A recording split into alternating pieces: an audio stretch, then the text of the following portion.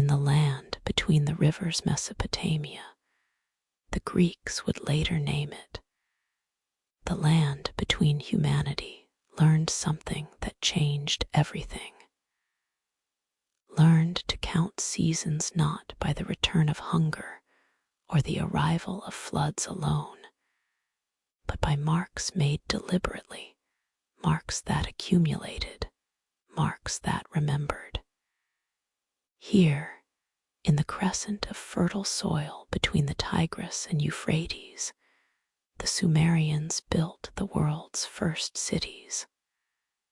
Uruk, Eridu. Names that sound ancient because they are ancient. Places where temples rose toward heaven, where priests kept accounts, where writing was born not from poetry, but from the practical need to track grain and livestock and debts. The archaeological layers tell the story in reverse. We excavate downward through time, through Islamic period, through Persian period, through Babylonian layers, through Akkadian levels, down to the Sumerian foundations, where the earliest cities rest on virgin soil, the first time humans built permanent settlements of this scale, the first time thousands of people lived together in dense urban spaces, the first time civilization, as we understand it, emerged. The transition from village to city was transformation as profound as any in human history. Villages of a few hundred became cities of tens of thousands. Kinship-based organization gave way to hierarchical bureaucracy. Seasonal gathering became permanent residence. Everything changed. But what drove this transformation?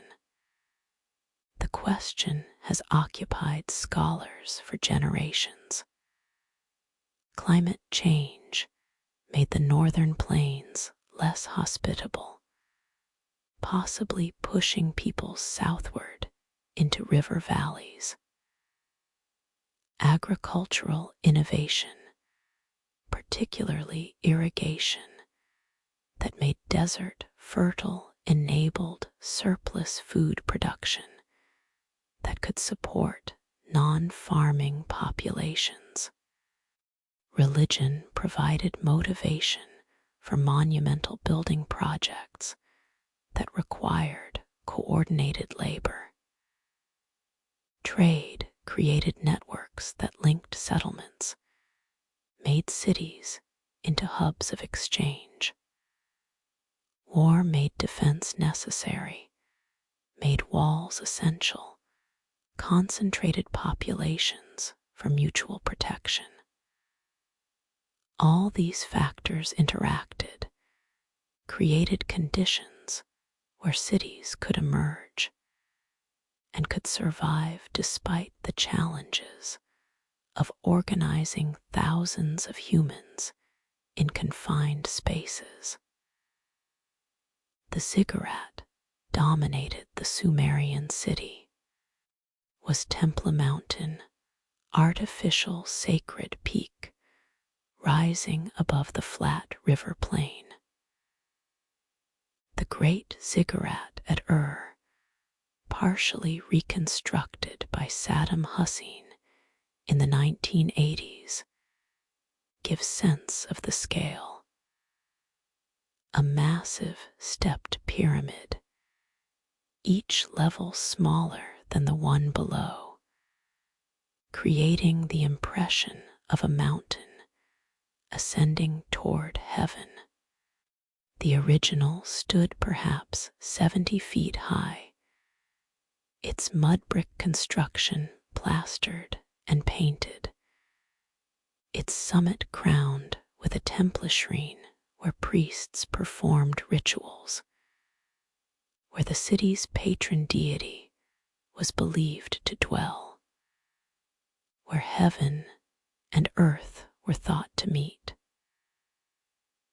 The ziggurat was practical as well as sacred. Its height made it visible for miles across the plain, served as landmark for travelers, proclaimed the city's power and wealth to all who approached. But the ziggurat required organization unprecedented in human history, required tens of thousands of workers laboring for years, required supply chains that provided food and water for workers, required architects who could plan such structures, engineers who could execute the plans, administrators who could coordinate the labor, required writing to keep records of materials and workers and progress, required authority to compel labor, whether through religious devotion or through coercion or through some combination. The ziggurat was simultaneously an achievement and evidence of hierarchy, evidence that society had divided into those who commanded and those who obeyed, those who planned and those who labored, those who lived in palaces and those who toiled in fields. Writing emerged in Mesopotamia around 3400 BCE, began as a counting system, marks on clay tablets recording deliveries of grain, numbers of sheep, quantities of beer. The earliest tablets are frustratingly mundane. Inventories, receipts, administrative records. Poetry would come later. History would come later. The first writing was bureaucratic necessity, tool for managing complex urban economy where memory alone could no longer track the multitude of transactions. The marks were pictographic, initially simplified drawings representing objects. A sheep's head meant sheep. A bowl meant grain. But the system evolved rapidly. The marks became increasingly abstract, no longer resembling the objects they represented. The marks came to represent sounds rather than just objects, making it possible to write anything that could be spoken. Cuneiform, wedge-shaped, named for the reed stylus's impression in wet clay, was born.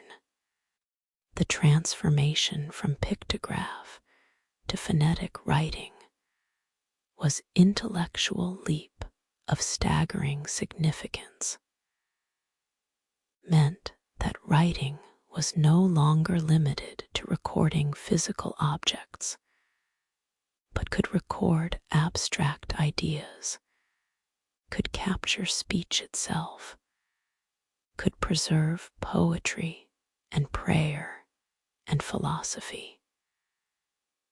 The Epic of Gilgamesh, that ancient tale of friendship and mortality and the search for immortality, was written in cuneiform.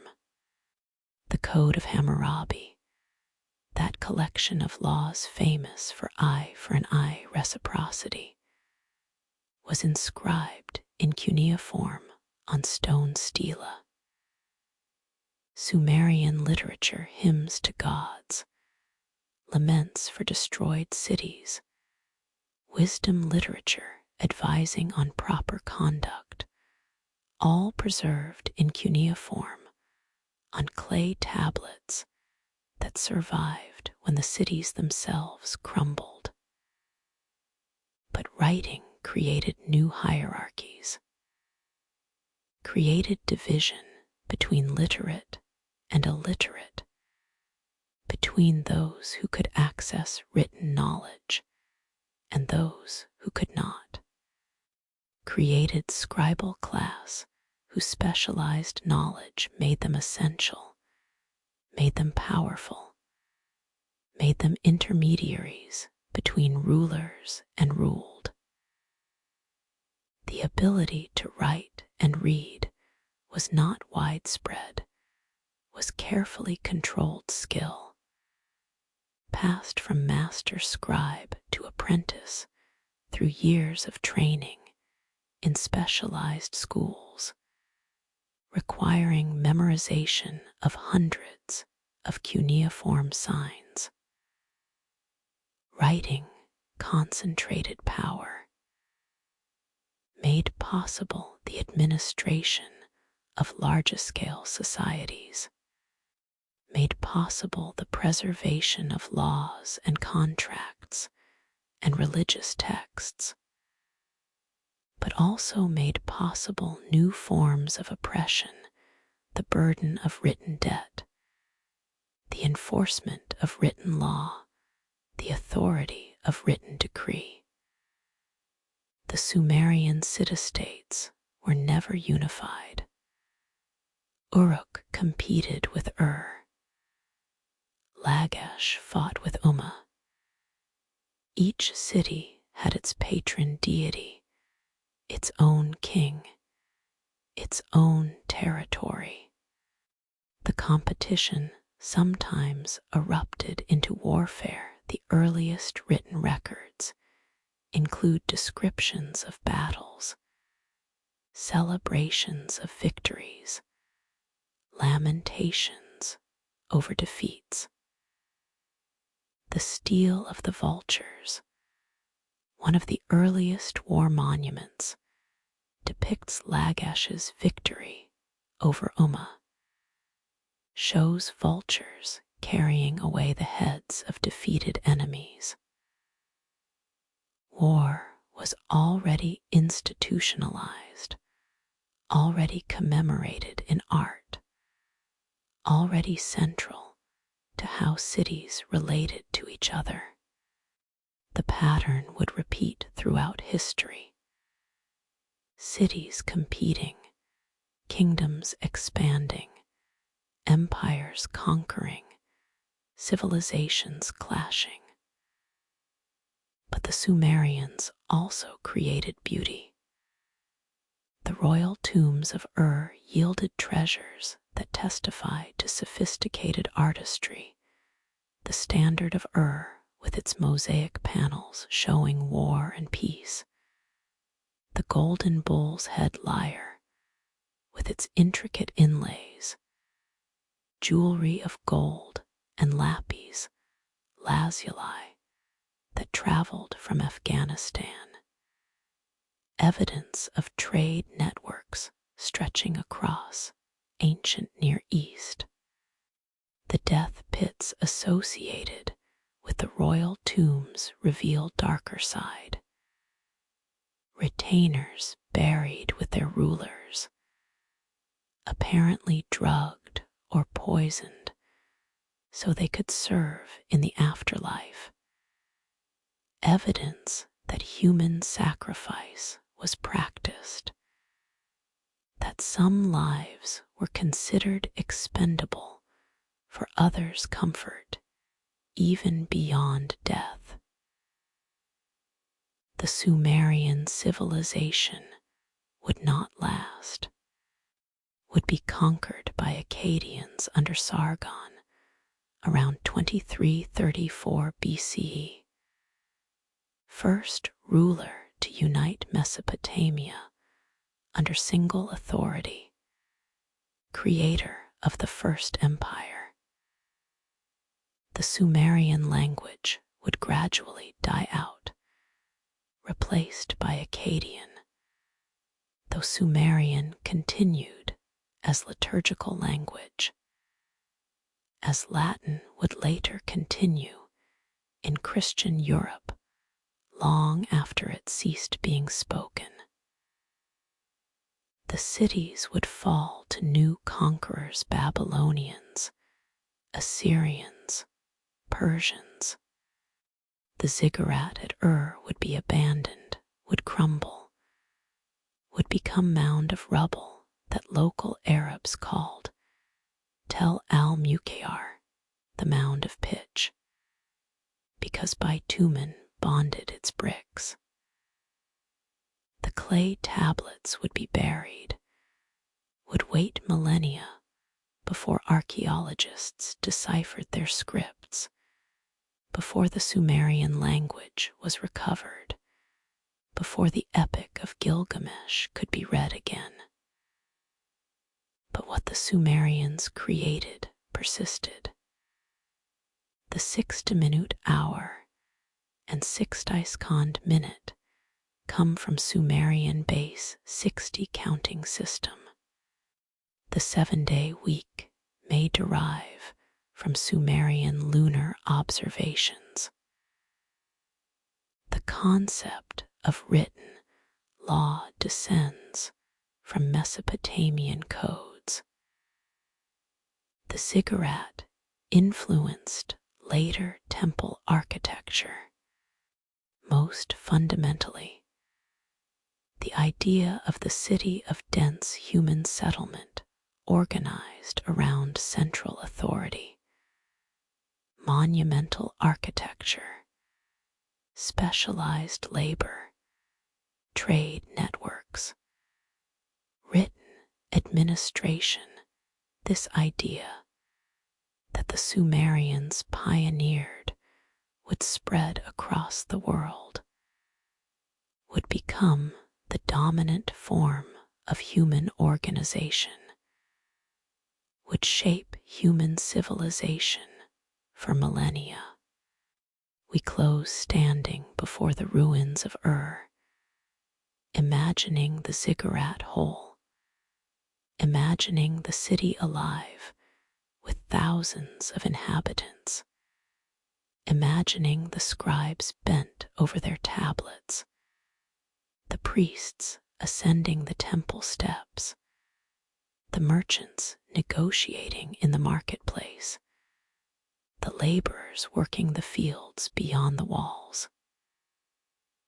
Imagining the moment when the first scribe pressed the first cuneiform mark into wet clay, transforming thought into record, creating the bridge between past and future that writing represents, feeling the weight of what was achieved, the organization, the architecture, the writing, the art, the law, feeling also the weight of what was lost, the freedom of wandering, the equality of kinship-based societies, the autonomy sacrificed to create cities, the hierarchy that civilization required, the valley where time first counted itself,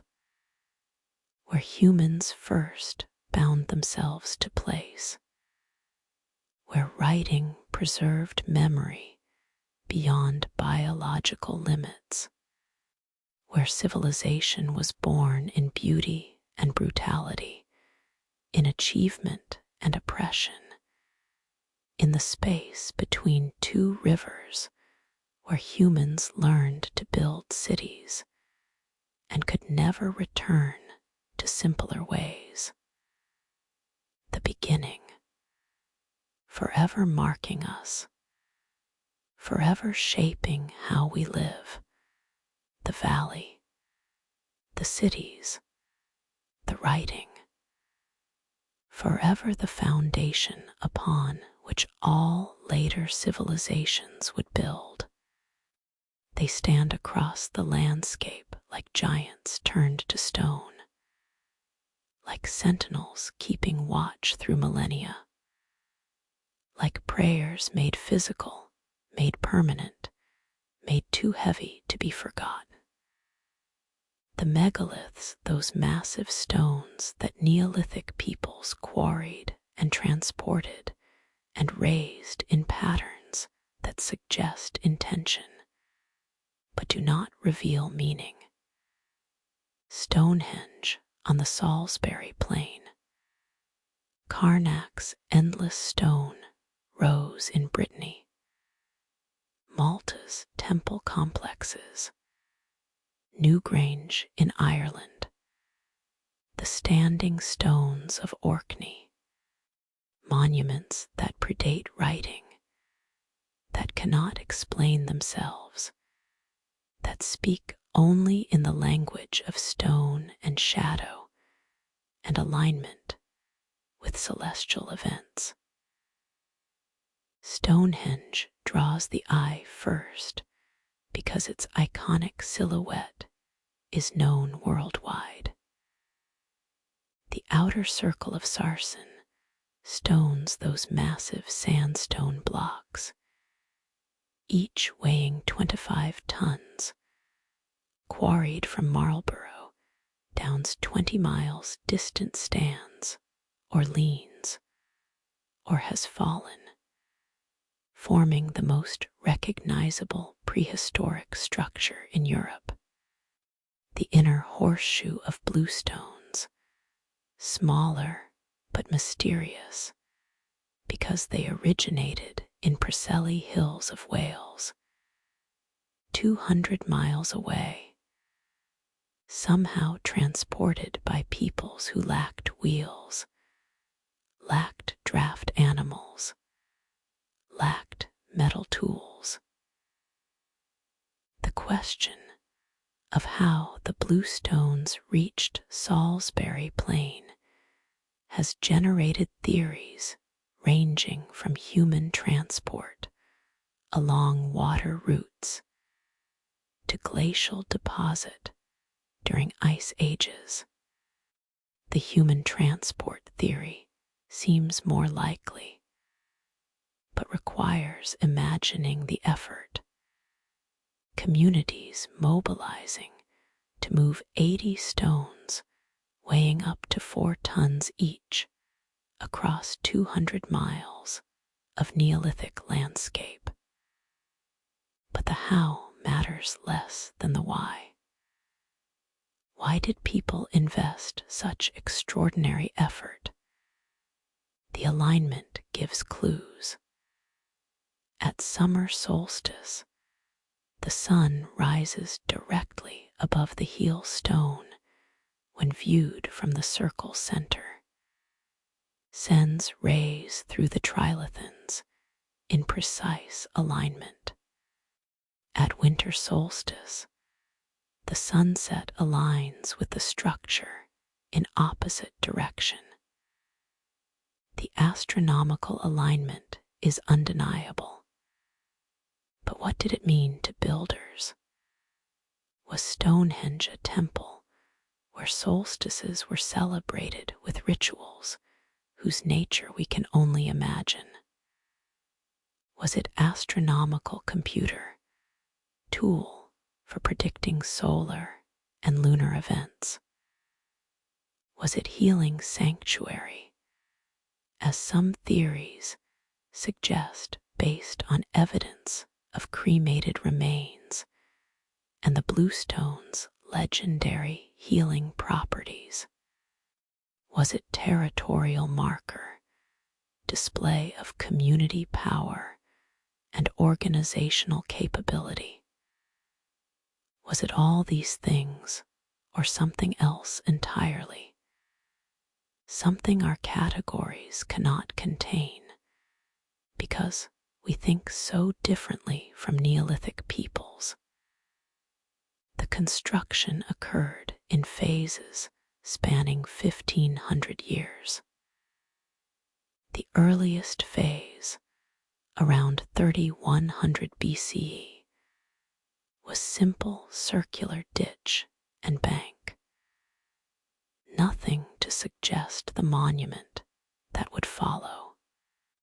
Around 2500 BCE, the bluestones were erected, or later rearranged. Around 2400 BCE, the massive sarsen stones were brought and raised, creating the structure whose ruins remain. The long construction period suggests that Stonehenge was not single project, but evolving sacred site, maintained and modified across generations, important enough that community after community invested resources in its elaboration. The continuity of use across such time span suggests that Stonehenge represented something fundamental connection to ancestors who built earlier phases, connection to cosmos through astronomical alignments, connection to whatever the sacred meant for Neolithic peoples. But Stonehenge is only one megalithic site among thousands. Carnac in Brittany consists of over 3,000 standing stones, arranged in multiple alignments, stretching across miles of landscape. The rows march in rough parallel lines, the stones varying in height from knee-high to over 20 feet tall. The alignments run roughly east-west, perhaps marking seasonal positions of rising or setting sun, though the exact purpose remains unknown. Walking among the Carnac stones is disorienting experience. The sheer number of stones, their rough arrangement, the way they stretch beyond sight in both directions creates sense of confronting something vast and incomprehensible. Were they processional ways, territorial boundaries, astronomical observation lines, something religious, something practical, something we lack framework to understand? Malta's temple complexes are older still. Jiwith dot above Gantija on Gozo dates to 3600 BCE, making it among the oldest freestanding structures in the world, predating Stonehenge and the Egyptian pyramids. The Maltese temples are not stone circles, but elaborate buildings, their walls forming curved spaces, their megalithic construction featuring massive limestone blocks fitted without mortar. The temples are clearly religious. In nature, statuary suggests goddess worship. The architecture creates spaces for ritual. The layout suggests processions and ceremonies. But the specifics are lost. The civilization that built these temples left no writing, disappeared from history, left only the stones to testify to their existence and their sophisticated stoneworking capabilities. Newgrange in Ireland's Boyne Valley is Passage Tomb. Its circular mound covering Stone Passage leading to cruciform chamber. What makes Newgrange extraordinary is the light box above the entrance, a carefully constructed aperture positioned so that at winter solstice sunrise, for approximately 17 minutes, sunlight penetrates the passage and illuminates the chamber, reaches the very back wall, brings light to the heart of the tomb. The precision required to achieve this alignment testifies to sophisticated astronomical knowledge, to careful planning and execution, to community that valued this particular celestial event enough to build entire monument around capturing its light. The symbolism speaks across millennia.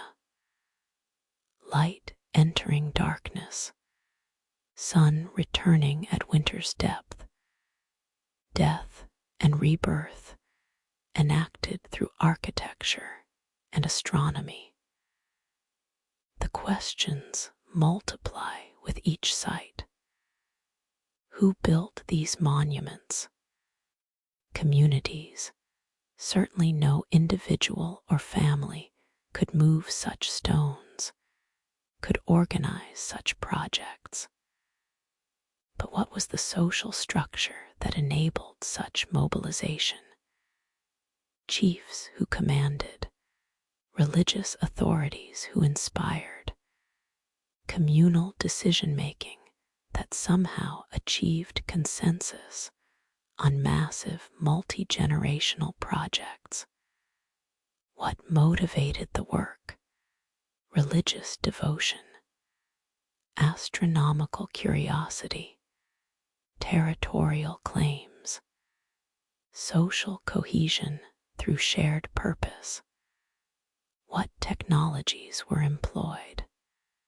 We know they lacked metal tools. These were Stone Age peoples.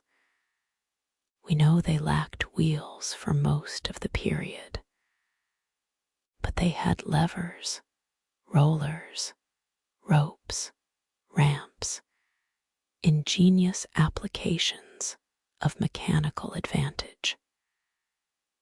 They had knowledge transmitted orally, refined through generations of monument building. They had patience to pursue projects that would not be completed in their lifetimes. The social implications are profound.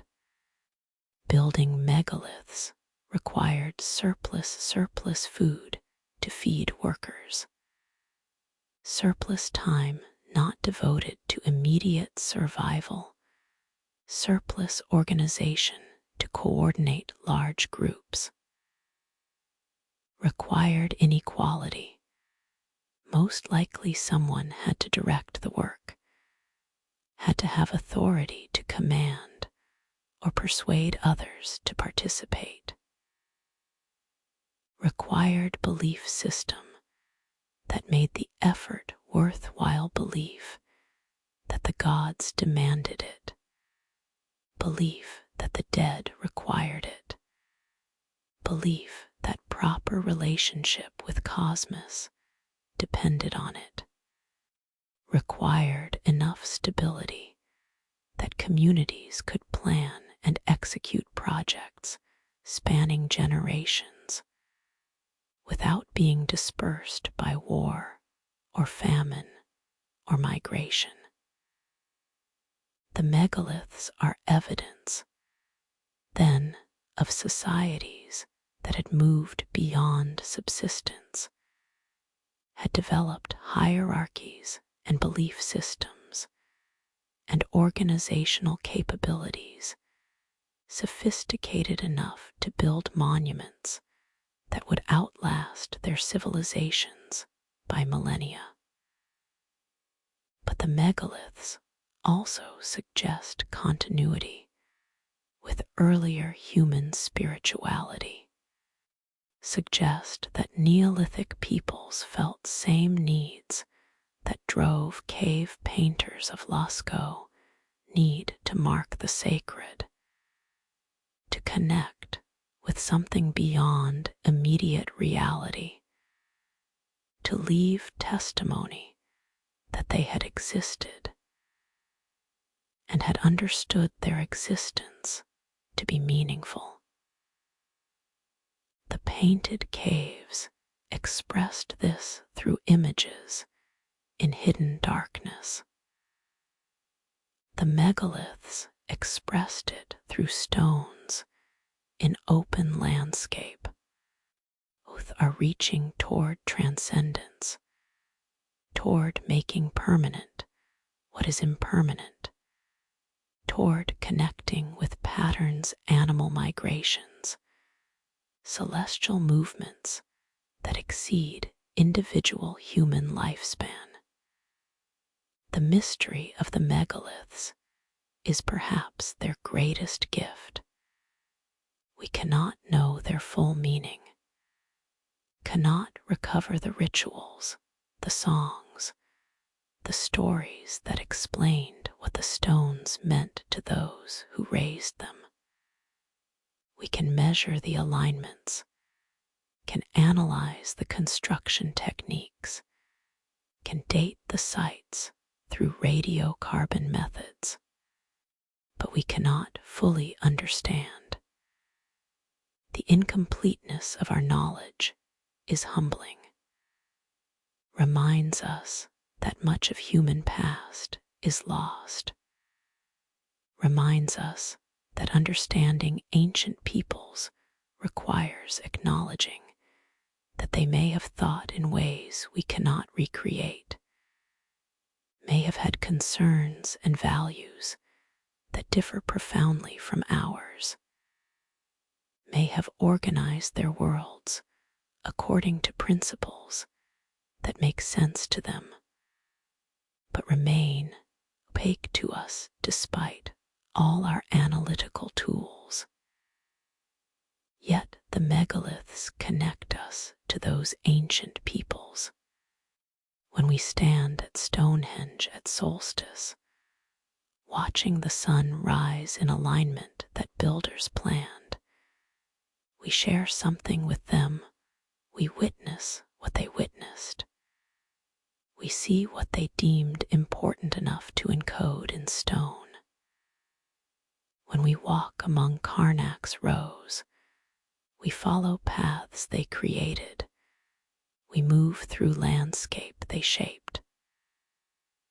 When we enter Newgrange's passage and see winter solstice light illuminate the chamber, we experience what they designed. We participate in their astronomy and their architecture. The connection is real even if incomplete. The stones speak even if we cannot fully comprehend their language. We close standing in the shadow of standing stones, feeling the weight of their presence, honoring the mystery they represent. The people who raised these stones are lost to us, their language unrecorded, their beliefs undocumented, their stories silenced by time, but their work remains. Their stones still stand. Their alignments still mark celestial events. Their monuments still testify to human capability, to our ancient ancestors' sophistication and determination and spiritual depth. The stones speak without words, speak of human need to build permanence, speak of our ancient recognition that we are part of something larger cosmos, cycles, patterns that precede us and will follow us. The megaliths stand as testament. We have always looked beyond ourselves, always sought to understand our place in larger orders, always built monuments to what we deemed sacred. The stones, the silence, the mystery, forever speaking through their endurance, forever connecting us to peoples who vanished but whose works remain, forever testament to human meaning-making, to our need to mark the sacred in forms that outlast our bodies. The stones that speak without words, forever standing, forever witnessing, forever holding mysteries we may never solve.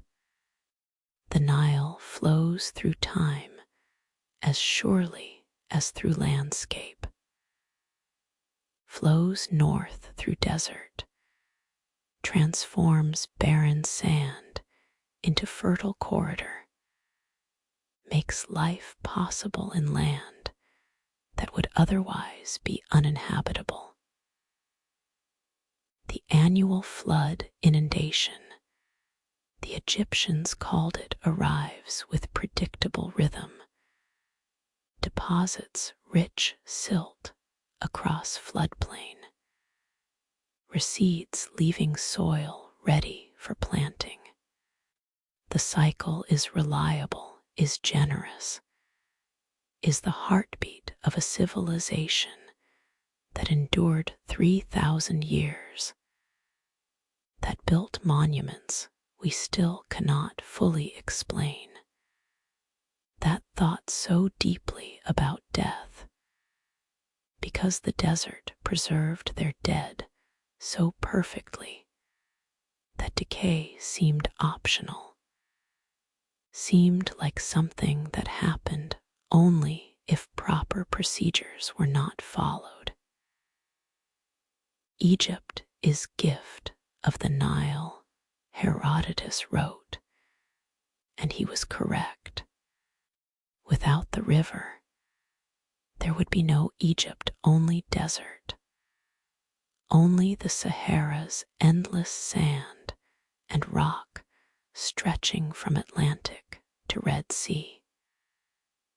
But the Nile creates exception, creates ribbon of green through brown, creates place where humans can live in density and stability, where agriculture produces reliable surplus, where population can grow and civilization can develop. The predictability of the flood shaped Egyptian worldview, shaped belief in order, in cycles that repeat, in proper procedures that, if followed, ensure proper results, shaped confidence that enabled massive architectural projects if next year's flood can be predicted, if harvest can be relied upon. Then multi-decade building projects become feasible, become sensible investments. The pyramids rise at Giza, on the desert plateau above Cairo, where the ancient capital of Memphis once stood.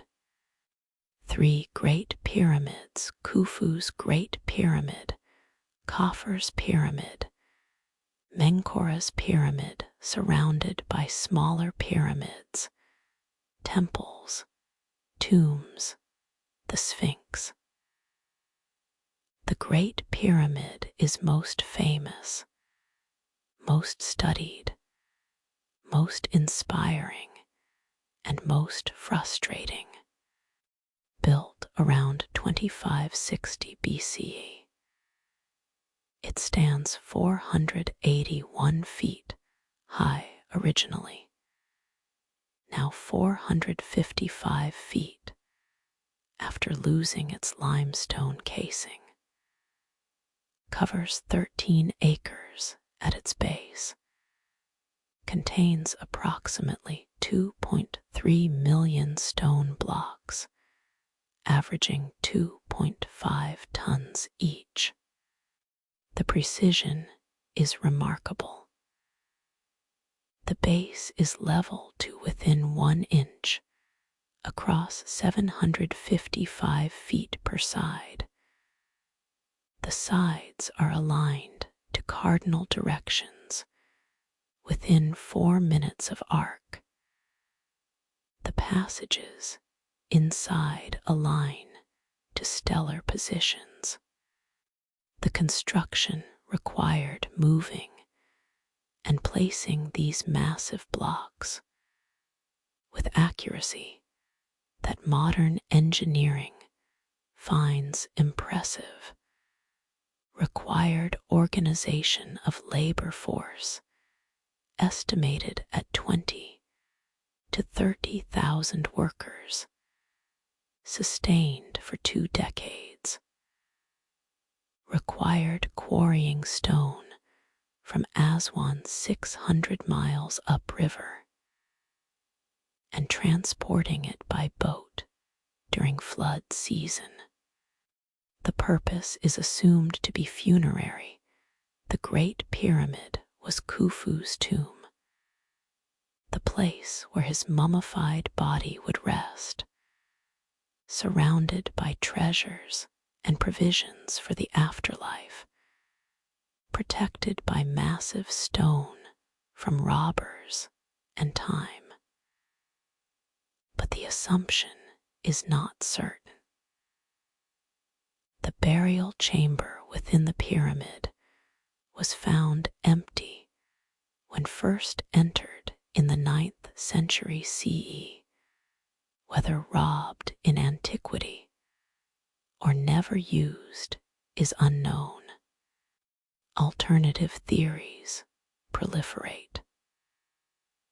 The pyramid as astronomical observatory, as mathematical constant encoded in architecture, as initiation temple for mystery religions, as ancient power plant using resonance and underground water. This last theory has no serious scholarly support, but persists in popular imagination. The mainstream view remains funerary monument, but the absence of mummies, the absence of inscriptions, the strangeness of the internal passages and chambers all admit possibility that there is more we do not understand. The pyramids evolved. Earlier pyramids were step pyramids, most famously Djoser's pyramid at Saqqara, built around 2650 BCE. The first large-scale stone structure in Egypt, consisting of 6 stacked mastabas, rectangular tomb platforms, creating stepped sides. The transition from step pyramid to true pyramid with smooth sides represents technological advance in stone cutting and placement. The bent pyramid at Dashur shows the transition literally starts steep, then changes angle mid-height, possibly because original angle proved structurally unstable, creating pyramid with bent profile. The red pyramid at Dashur, built immediately after, employs the shallower angle throughout, successfully achieving smooth sides. Then comes Khufu's Great Pyramid, perfecting the form, achieving the massive scale and precision that later generations could admire but could not surpass. But the pyramids tell story not just of architectural achievement, but of political power and social organization. Building pyramid required mobilizing resources on scale almost unimaginable, required organizing labor force, feeding and housing workers, transporting materials, maintaining project continuity across decades. Required authority. Someone had to command this effort, had to have power to direct such resources toward project that consumed wealth without producing it. The pharaoh was not merely king, was God king, was Horus incarnate, was living connection between divine and human realms, was figure whose authority was absolute because divine.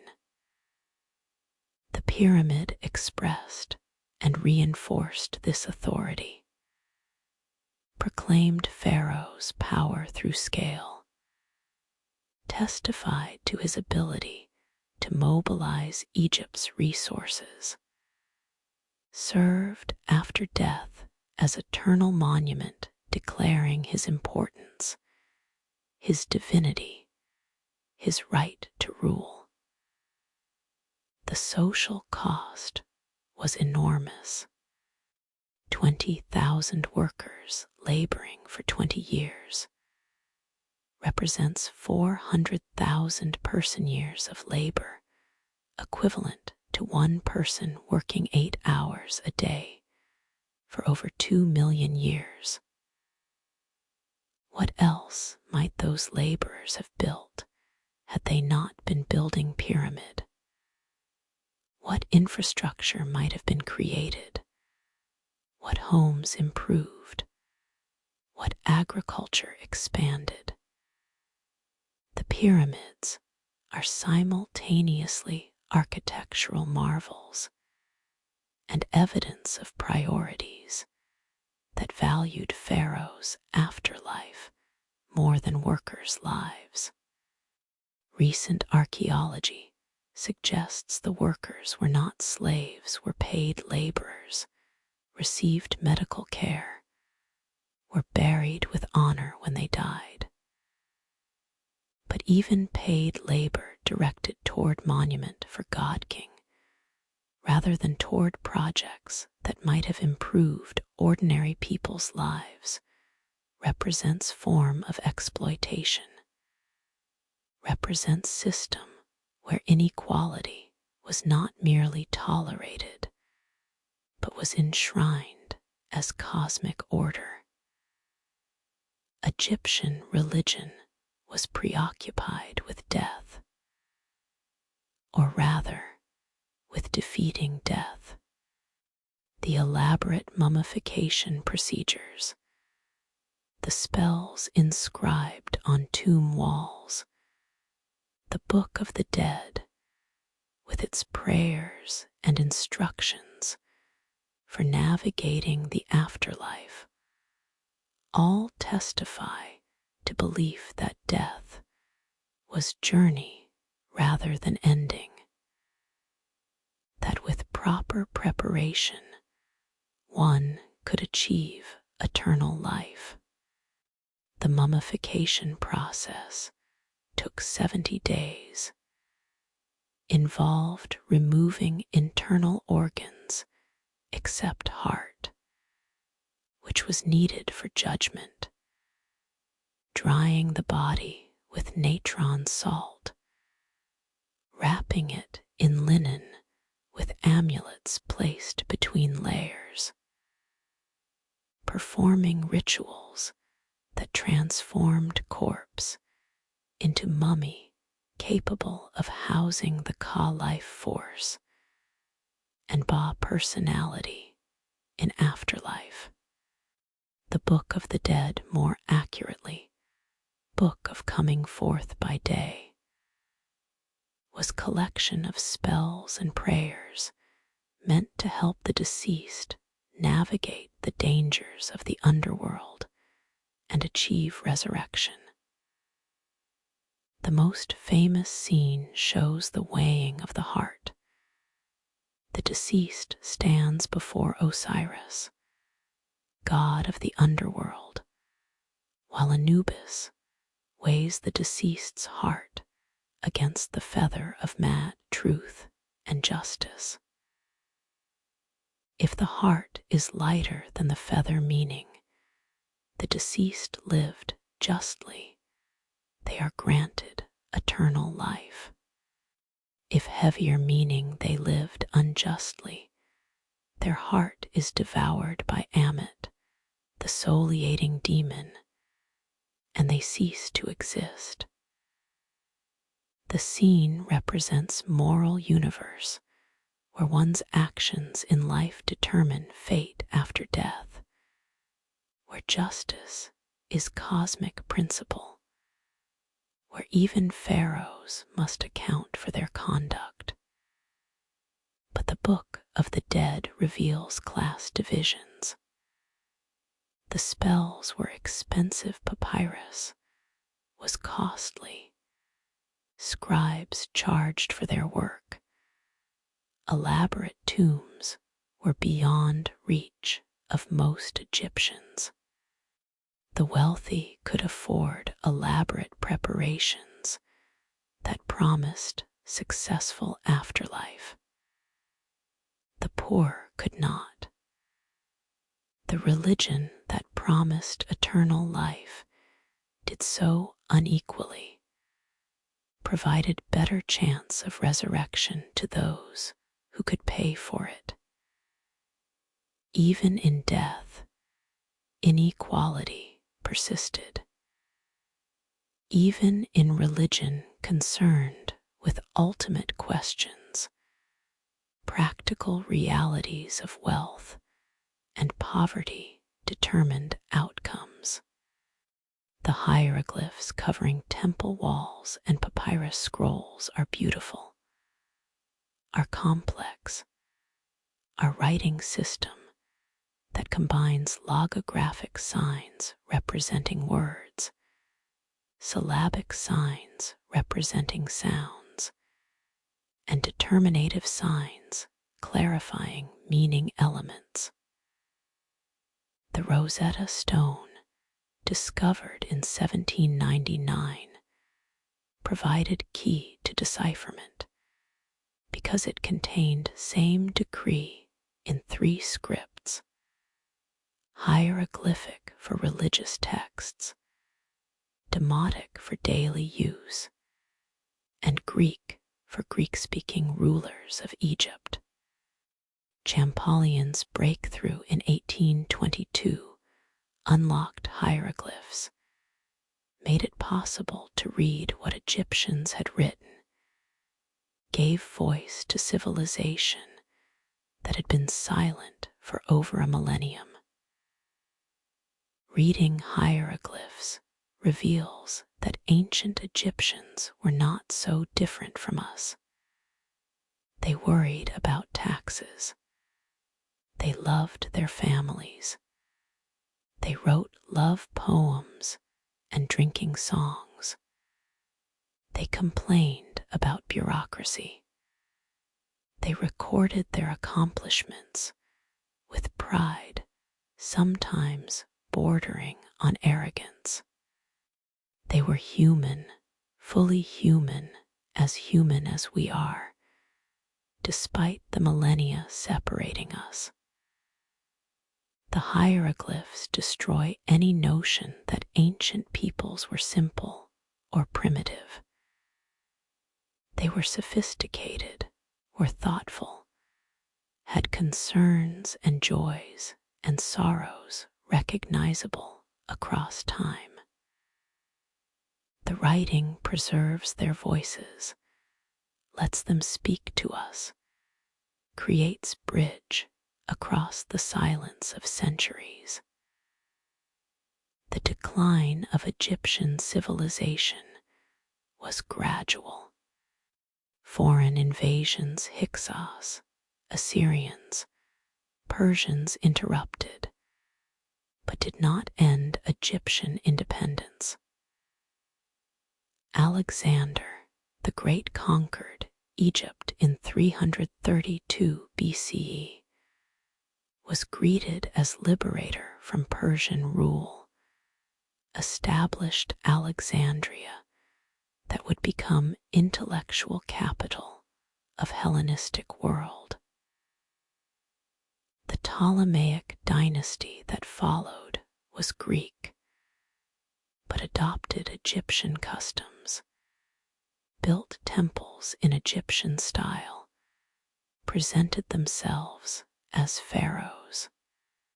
The last Ptolemy was Cleopatra VII, who allied with Rome, loved Julius Caesar, and then Mark Antony, died in 30 BCE when Octavian, later Augustus, conquered Egypt. With her death, Egypt became Roman province. The independent civilization ended, though culture persisted. The temples fell silent. The hieroglyphs were no longer understood. Christianity displaced ancient religion. Then Islam displaced Christianity. The pyramids remained, too massive to be destroyed, too impressive to be ignored, but their meaning was lost. Medieval Arabs believed they were granaries built by Joseph.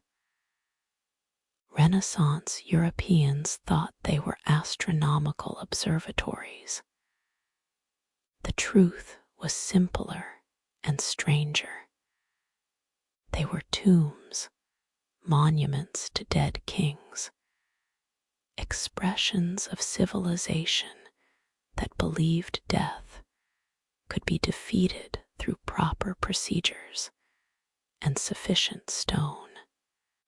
We close standing before the Great Pyramid, watching sunset paint the limestone blocks gold, feeling the weight of millennia. The civilization that built this is gone. The pharaohs are dust. The workers who placed these stones are forgotten. But the pyramid remains as testament to what humans can achieve when they organize, when they plan, when they persist across generations. Remains as evidence of priorities that valued permanence, that sought to build for eternity, that believed the gods required monuments and the dead required protection. Remains as reminder of inequality, that the pyramid exists because thousands labored for God King's tomb, because surplus was directed toward monument rather than toward improving lives, because power concentrated in hands of few enabled mobilization of many. The Nile still flows, still floods, though Aswan Dam now regulates the cycle, still makes life possible in the desert. But the Egypt that arose beside it, the Egypt of pyramids and hieroglyphs and mummies and books of the dead, that Egypt lives only in ruins and in texts slowly deciphered. The river of memory flows through time, carries fragments of ancient civilization downstream toward us, lets us glimpse what was, even as we acknowledge how much is lost. Egypt's eternal architecture testifies to civilization's power and its limits' power to build monuments that survive millennia, limits that prevent any civilization from lasting forever. The river, the monuments, the silence where voices were, forever flowing toward the sea where all rivers go, forever carrying the past toward forgetful present. The Nile, Egypt, the eternal that was not eternal, the permanence that did not last, the memory preserved in stone. High on the southern slope of Mount Parnassus, where eagles circle in thermals rising from the valley below, where in winter snow blankets the olive groves, and in summer heat shimmers off stone, the ancient Greeks built a sanctuary to Apollo. Built it where, they believed, the gods spoke to humans, where prophecy emerged from earth's depths, where the future could be glimpsed through inspired utterance.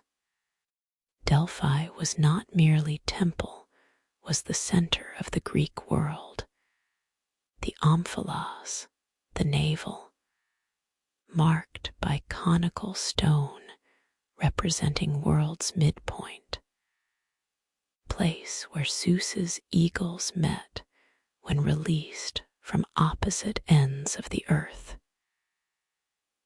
Here, for nearly 1,000 years, the oracle spoke and Greece listened. The approach to Delphi was meant to inspire awe. Pilgrims traveled through the valley, climbed the sacred way that snaked up the mountainside, past treasuries built by city-states to house their dedications, and display their wealth. Small temple-like buildings lined the path like architectural competition, each trying to outshine the others with marble and sculpture and precious metals. The path turned, climbed, revealed Mount Parnassus towering above. Finally, the pilgrims reached the temple of Apollo, that Doric structure rebuilt multiple times after earthquakes and fires, its columns framing the sanctuary where the Pythia delivered her prophecies. The Pythia was priestess of Apollo, always a woman selected from among the local inhabitants of Delphi. She would undergo purification rituals, would chew laurel leaves sacred to Apollo, would seat herself on a tripod positioned over a chasm in the temple's inner sanctum. Tradition held that vapors rose from the chasm, intoxicating the Pythia, putting her in trance state during which Apollo spoke through her. For centuries, scholars dismissed the vapors as myth. No chasm was visible in the temple ruins. No geological explanation seemed plausible. But recent geological surveys have detected ethylene gas seeping from faults beneath the temple, gas that in high concentrations produces euphoric, trance-like state. The ancient tradition may have been literally true. The Pythia may have been intoxicated by gases rising from earth, may have prophesied in genuine, altered consciousness. But what she said was subject to interpretation. The prophecies were notoriously ambiguous. When Croesus, king of Lydia, contemplated attacking Persia, he first consulted Delphi. The oracle responded that if he crossed the Halys River into Persian territory, he would destroy a great empire. Encouraged, Croesus attacked. He did indeed destroy a great empire his own. The Persians defeated him, conquered Lydia, took Croesus prisoner. The oracle had spoken truth, just not the truth Croesus expected. The ambiguity was perhaps wisdom. The future is genuinely uncertain. Outcomes depend on countless variables, and those who claim to know what will happen with certainty are either deluded or deceptive. The prophecies shaped Greek history. When Persians invaded Greece in 480 BCE, threatening to destroy Athens, the Athenians consulted Delphi. The first prophecy was grim. Athens would be destroyed. The Athenians, desperate, asked again. The second prophecy was cryptic. Divine Salamis shall be the death of women's sons, either when Demeter's grain is scattered or when it is gathered. The Athenian statesman Themistocles interpreted this as referring to naval battle at Salamis, urged Athens to rely on wooden walls their ships rather than stone walls. The strategy proved correct. The Greek fleet defeated the Persian fleet at Salamis in one of history's decisive naval battles. Battle that saved Greek independence, and by extension, Western civilization as we know it. Whether the oracle genuinely foresaw this, or whether Themistocles cleverly interpreted ambiguous words to support strategy he already favored, is unknowable. But the outcome was momentous. The oracle's political influence was substantial. City-states consulted Delphi before founding colonies, before declaring war, before making major decisions. The priests who administered the oracle, who interpreted the Pythias, often incoherent utterances, had power to shape outcomes through how they framed prophecies. The potential for corruption was obvious and likely sometimes realized, though direct evidence is limited. But the oracle's reputation for wisdom persisted across centuries, suggesting that the prophecies were perceived as valuable, as providing insight that justified the expense and effort of consulting them. Beyond prophecy, Delphi was cultural center. The Pythian Games, held every 4 years in honor of Apollo, rivaled the Olympic Games in prestige. Athletes competed in stadiums cut into the mountainside. Musicians and poets competed for prizes. The festival drew crowds from across Greek world, created occasions for trade and diplomacy and cultural exchange. The amphitheater at Delphi, carved into the slope with spectacular views across the valley, hosted performances that celebrated Greek language and culture. The monument to naval victories, the bronze charioteer statue, the countless dedications from grateful city-states all testified to Delphi's centrality in Greek life. The temple's entrance bore two famous inscriptions, "Know thyself," and "Nothing in excess."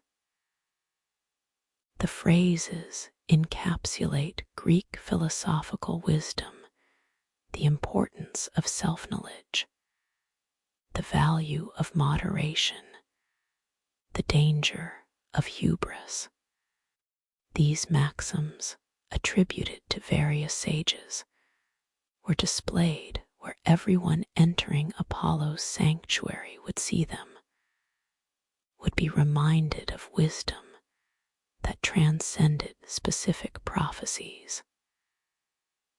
The phrases remain relevant, perhaps even more relevant in age of specialization, where we know vast amounts about narrow subjects, but often lack self-understanding or sense of appropriate limits. But Delphi also represented mysteries we cannot fully penetrate. What was it like to be the Pythia? What did she experience in her trance states? Did she feel Apollo's presence? Did she believe the words she spoke originated with God rather than with her own subconscious?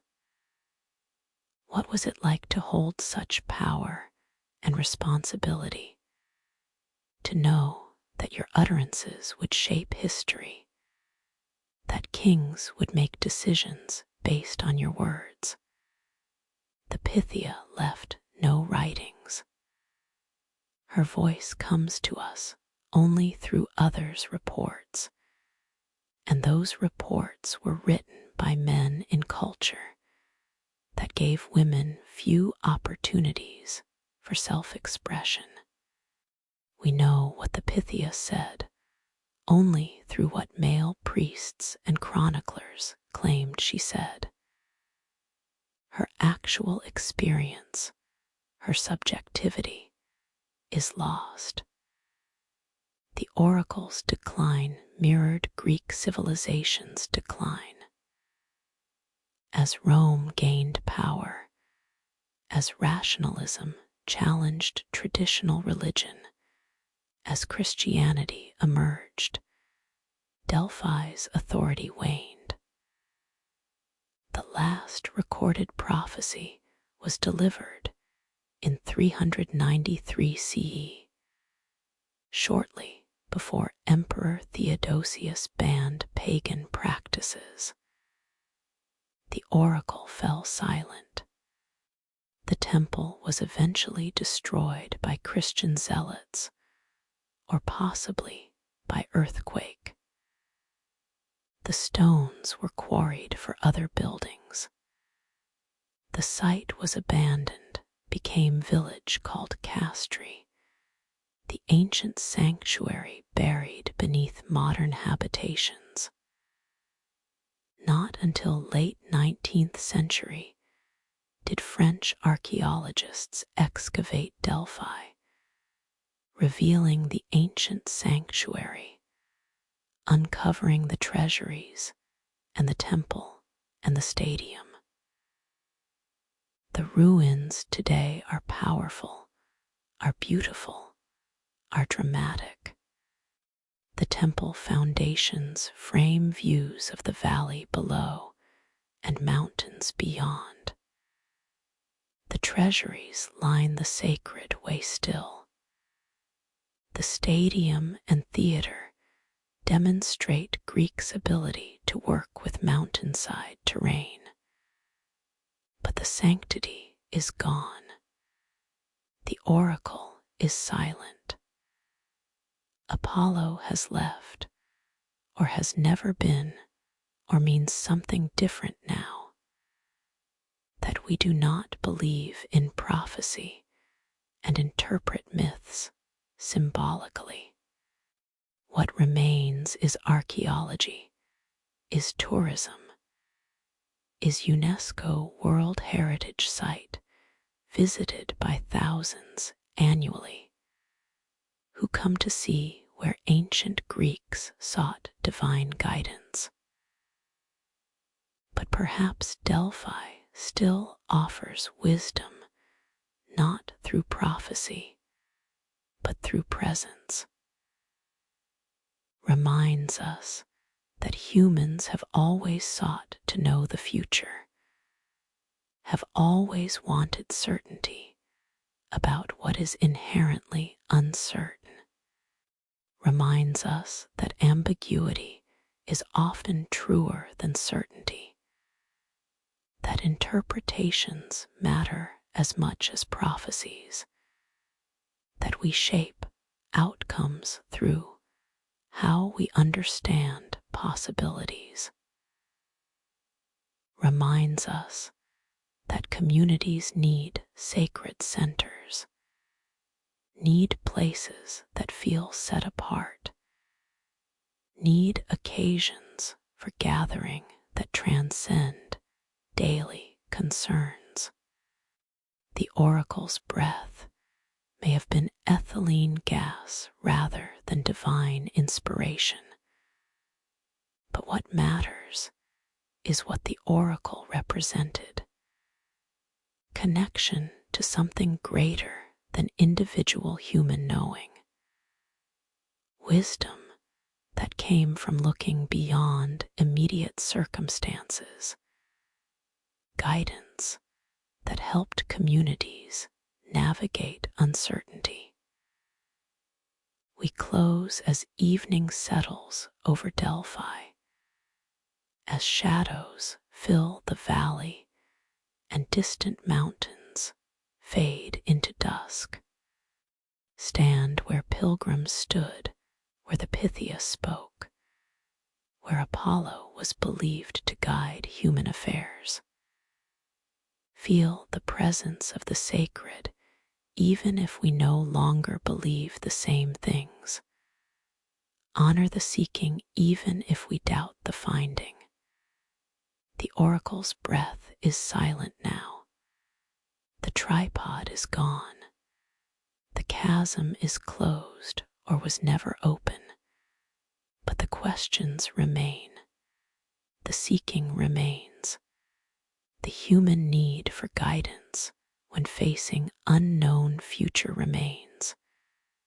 Delphi, the oracle, the breath from earth, the voice that shaped civilizations, forever silent now, forever testifying to ancient wisdom and ancient seeking, forever reminder that we have always lived with uncertainty and have always sought ways to navigate it. The oracle, the breath, the silence, forever. In caves at Lascaux, 30,000 years before the present, Paleolithic hands painted bison and horses on stone walls. The images move in torchlight, seem to breathe, seem alive despite millennia separating artists from viewers. The The paintings are extraordinary capture movement, express understanding of animal anatomy, demonstrate aesthetic sensibility we recognize across the chasm of time. But they are not writing, cannot be read, cannot preserve specific thoughts or complex ideas, cannot record history or law or literature. The cave paintings are magnificent, but they are limited to what images can convey without phonetic language, without grammar, without the capacity to encode speech itself. Writing changes everything, emerges independently in multiple places: Mesopotamia around 3400 BCE, Egypt around 3200 BCE, Indus Valley around 2600 BCE, China around 1200 BCE, Mesoamerica around 600 BCE.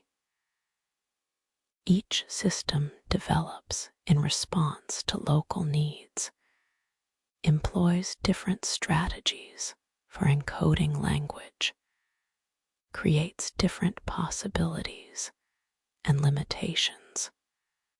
But all writing systems share fundamental characteristic. They make thought independent of thinker, make memory independent of biological brain, make knowledge capable of accumulating across generations in ways that oral cultures cannot achieve.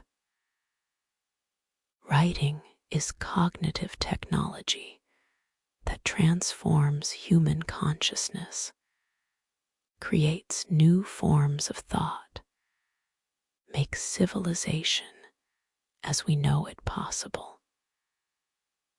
Before writing, knowledge exists only in memory. Elders remember myths and genealogies, remember techniques for making tools or finding water, remember where the berry bushes grow and when the salmon run. The knowledge is rich, is sophisticated, is transmitted through stories and songs and demonstrations. But knowledge is limited by human memory, is subject to forgetting, is vulnerable to loss when knowledgeable individuals die. Oral cultures develop mnemonic devices, rhythms and rhymes, narrative structures, associations with landscape features that help preserve knowledge. But even with these techniques, the amount of information that can be reliably transmitted is limited. Complex ideas tend to simplify. Precise details tend to blur. History, beyond a few generations, becomes myth. Writing transforms this limitation, makes memory external, creates records that persist beyond human lifespan, enables one generation to communicate with future generations, to pass knowledge forward in forms that do not require living teachers. The implications cascade through every aspect of society. Written laws create justice that transcends individual rulers' code of Hammurabi, inscribed on stone stela, establishes principles that survive the ruler who proclaimed them, creates precedent that can be consulted when disputes arise. Written contracts enable commerce between strangers' merchants, can trade knowing agreements will be enforced, can extend credit across time and distance, can build economic relationships that oral promises might not sustain. Written literature preserves myths and histories. Epic of Gilgamesh survives because it was written on clay tablets. Homer's epics survive because they were eventually written down. The stories and wisdom of cultures are preserved for future generations in forms that oral tradition alone could not maintain. But writing also creates hierarchies, creates division between literate and illiterate, between those who can access written knowledge and those who cannot. In ancient Mesopotamia, scribes formed elite class whose specialized knowledge made them essential to administration, made them powerful, made them intermediaries between rulers and ruled. Learning cuneiform required years of training, memorization of hundreds of signs, mastery of conventions that were not intuitive. The ability to read and write was not widespread, was carefully controlled, was path to power and prestige. The pattern repeats across cultures. Wherever writing emerges, literacy becomes mark of status, becomes tool that elites use to maintain authority, becomes barrier that excludes most people from full participation in their society's knowledge systems. The Rosetta Stone, discovered in Egypt in 1799, demonstrates both writing's power and its fragility. The stone bears same decree in 3 scripts: hieroglyphic for religious texts, demotic for daily Egyptian use, and Greek for Greek-speaking rulers. The redundancy was practical, ensured that different segments of population could read the decree. But the redundancy also became key that unlocked hieroglyphs after they had been indecipherable for 14 centuries.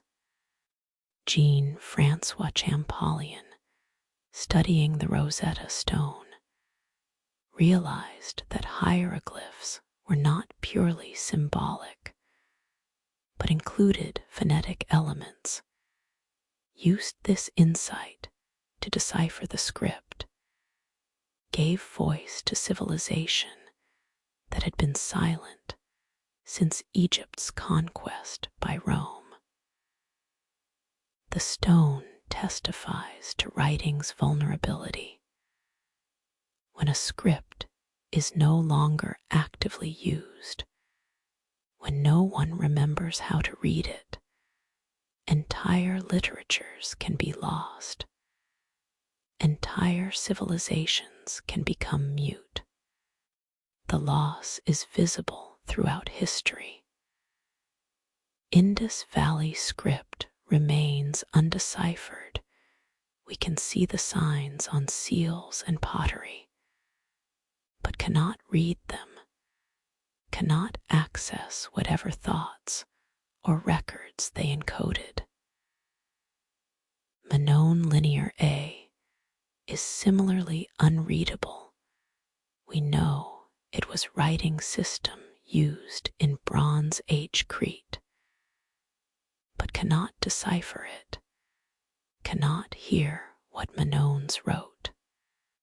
Mayan glyphs were unreadable for centuries, until breakthroughs in 1960s enabled decipherment, suddenly giving voice to sophisticated civilization whose written records had been present but incomprehensible. Each undeciphered script represents knowledge lost, represents voices silenced, represents the fragility of written knowledge when transmission is interrupted. Libraries become power centers. The library at Ashurbanipal's palace in Nineveh contained thousands of cuneiform tablets, administrative records, literary texts, astronomical observations, medical treatises, religious hymns. The library at Alexandria, aimed to collect all written knowledge, became center of Hellenistic scholarship, hosted scholars who advanced mathematics and astronomy and geography and literature. When libraries burn, whether through accident or through deliberate destruction, the loss is catastrophic. The burning of the Library of Alexandria, whether it happened in single conflagration or through series of destructions over centuries, represents immeasurable loss of ancient knowledge, represents texts that will never be recovered, represents wisdom that had to be rediscovered or remains lost. But writing also democratizes over time. Alphabetic systems, simpler than logographic or syllabic systems, make literacy more accessible. Phoenician alphabet, ancestor of most modern alphabets, used only 22 signs to represent consonantal sounds, could be learned in weeks rather than years. Greek alphabet added vowels, creating system where any spoken word could be written unambiguously, where literacy became achievable for broader populations. The printing press would later make texts abundant and affordable, transforming literacy from elite privilege to mass capability. The democratization is incomplete, illiteracy persists. Digital divides create new inequalities, but the long arc bends toward wider access to written knowledge. Writing also transforms how humans think. Oral cultures tend toward additive structures and this and that. And then, because speech unfolds in time, cannot easily reorganize, relies on memory structures that favor certain patterns. Literate cultures develop subordinate clauses, complex syntax, abstract reasoning that builds on ability to revise and reorganize written text. Walter Ong argues that literacy creates analytic thought, creates ability to abstract from immediate contexts, creates consciousness that differs fundamentally from oral consciousness. Whether the difference is that profound is debated, but writing certainly enables forms of thought difficult in purely oral cultures, enables philosophy that requires sustained abstract reasoning, enables science that builds on accumulated observations, enables historical consciousness that extends beyond living memory. We sit with clay tablets from Mesopotamia, feeling the weight of these ancient objects.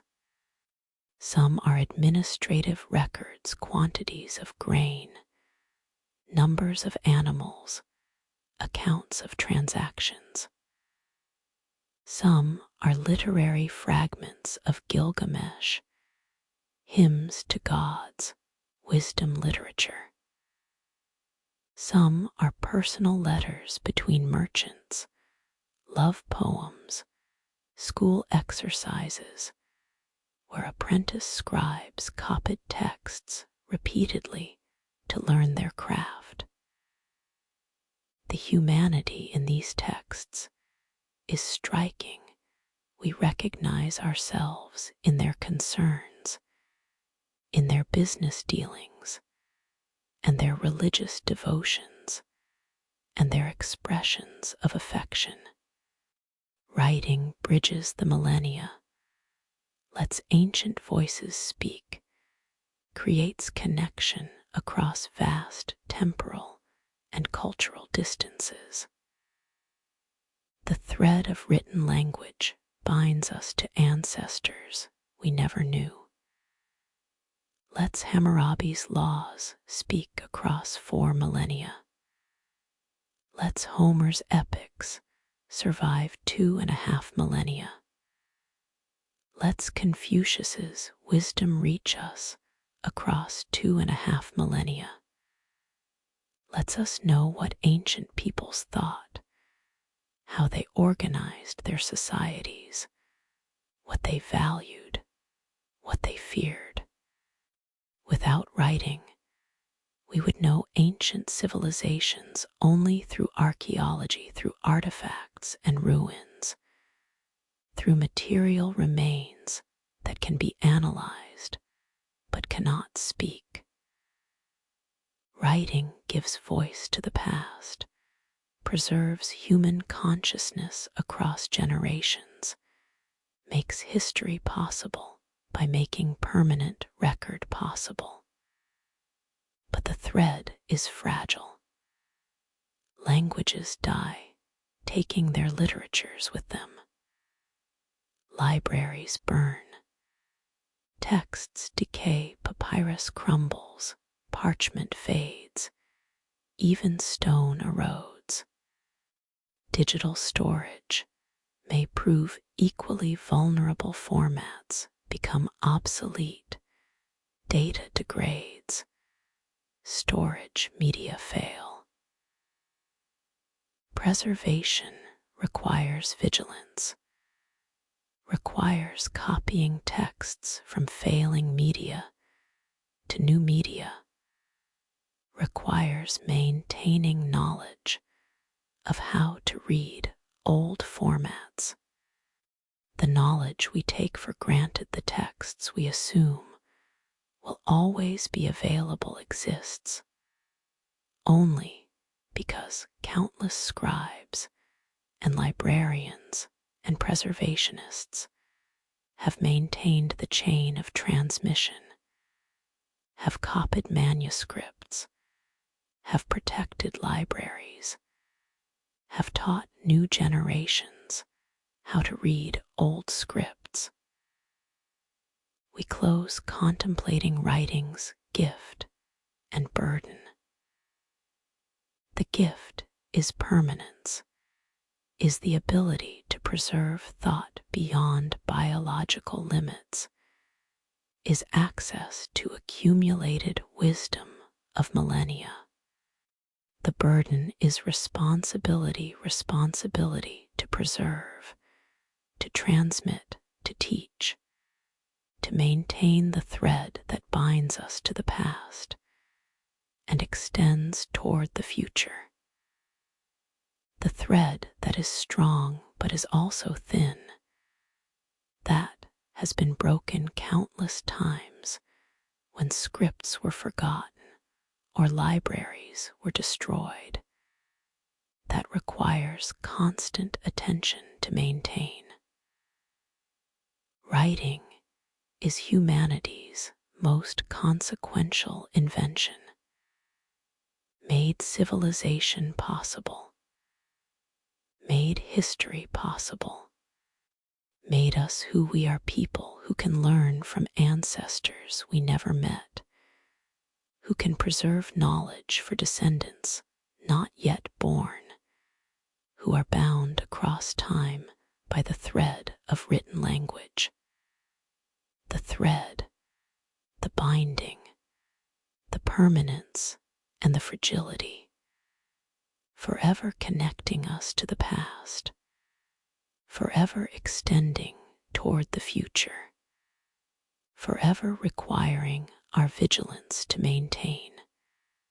The written word, forever speaking across silence, forever bridging the chasm of time, forever the thread that binds.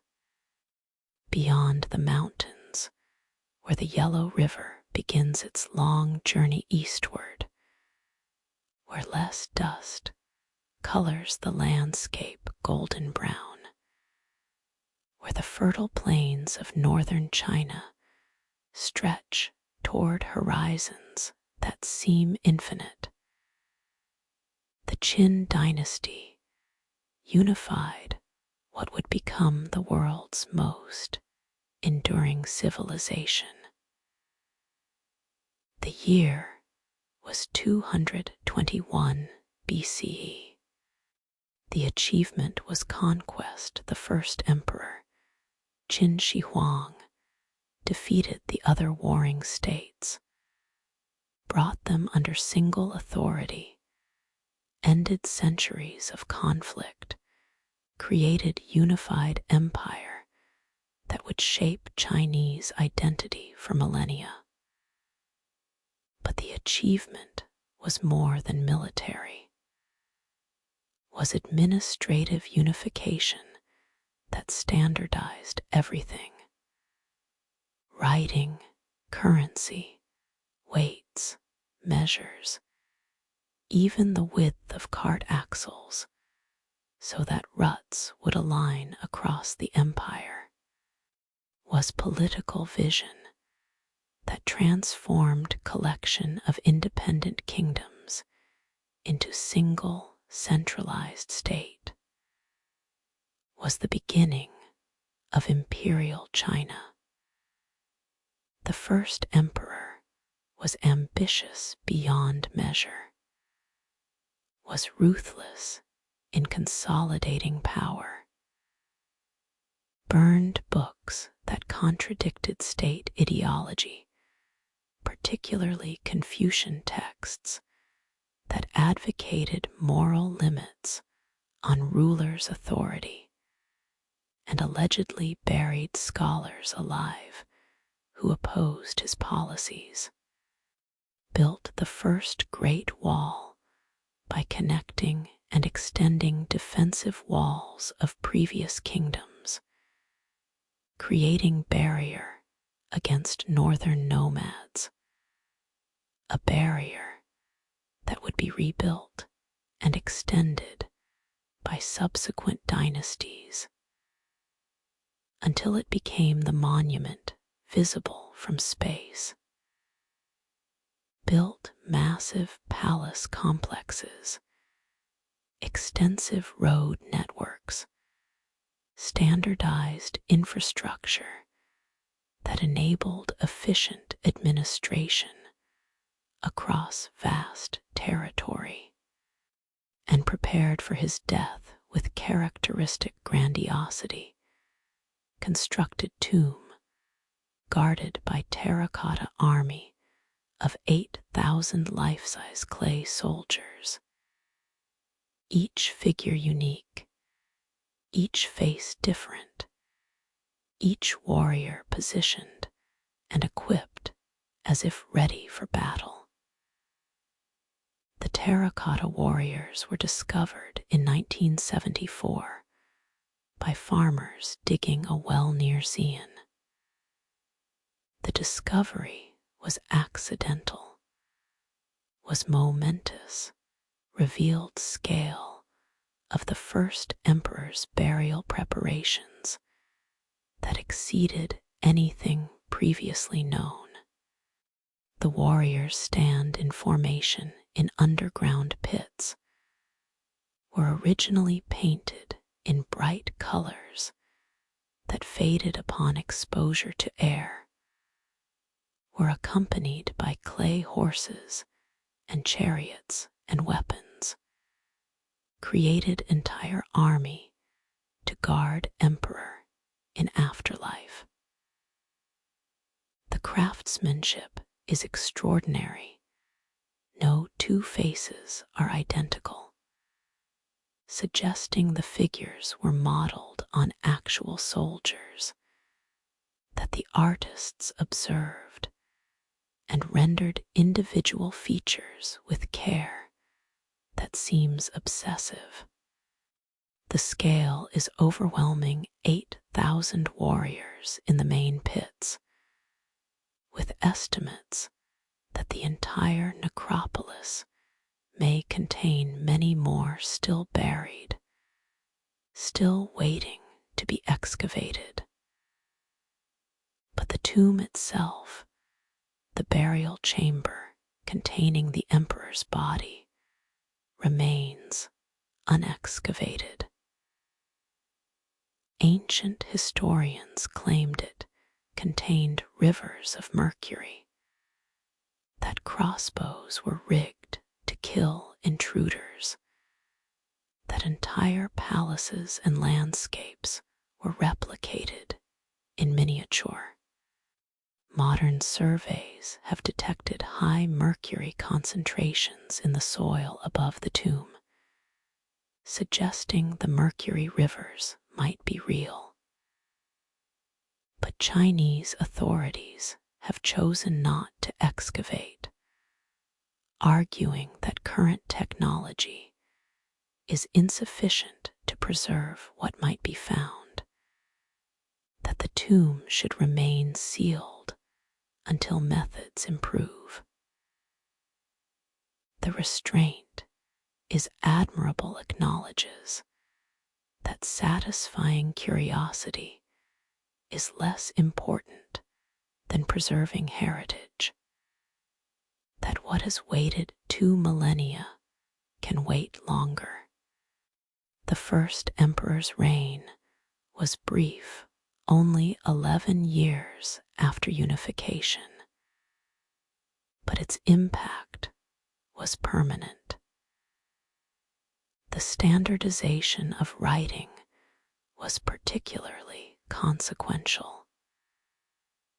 Before unification, different states used different scripts, making communication difficult, making administration of large territory nearly impossible.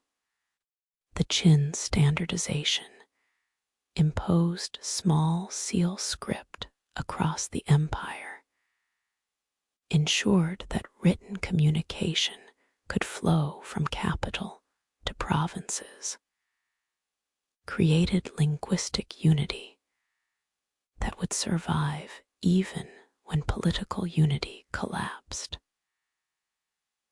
Chinese writing systems continuity across millennia, its ability to be read by educated Chinese regardless of when or where the text was written derives partly from this Qin standardization.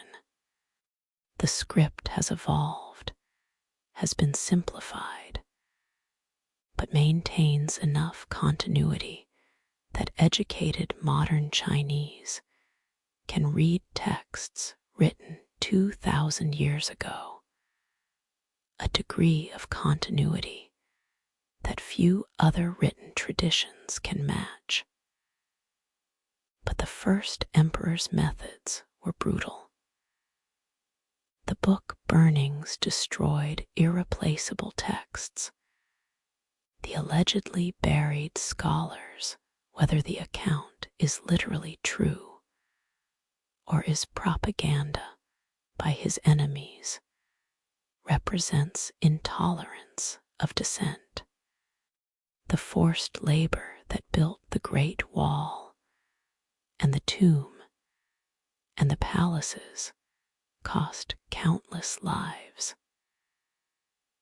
The Qin dynasty collapsed within 4 years of the first emperor's death, suggesting that the system he created was unsustainable, that the harshness created resentments that erupted once his personal authority was gone.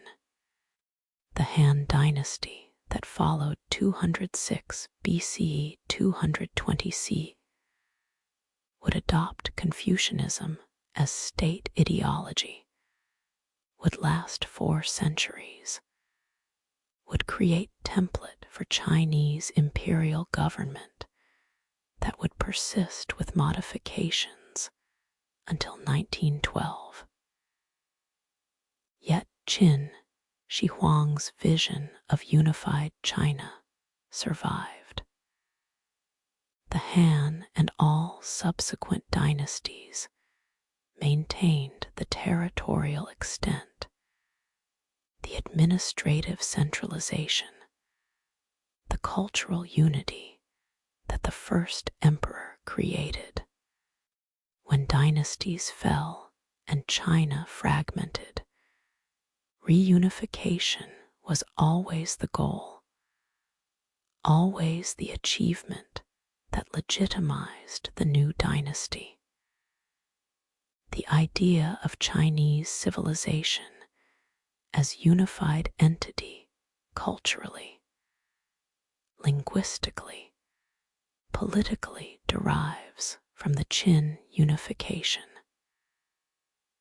Whether this unity was worth its cost, whether the benefits of centralization justified the brutality of its creation, remains debatable, but the achievement is undeniable.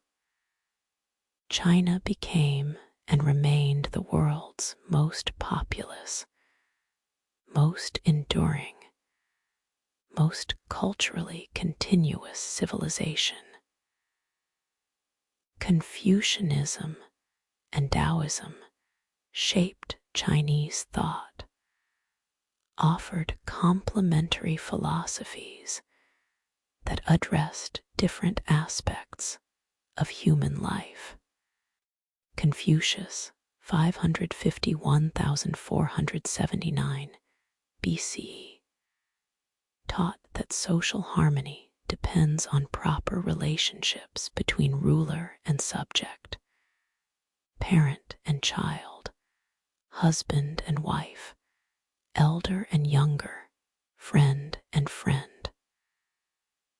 Taught that ritual propriety, moral cultivation, filial piety, and benevolent governance create stable society.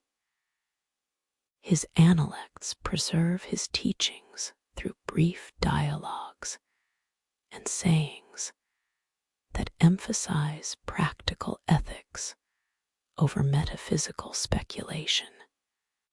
Confucianism became state ideology, shaped civil service examinations that selected officials based on classical knowledge, created bureaucratic tradition, of educated administrators who, in theory, were selected by merit rather than by birth. Taoism offered different path.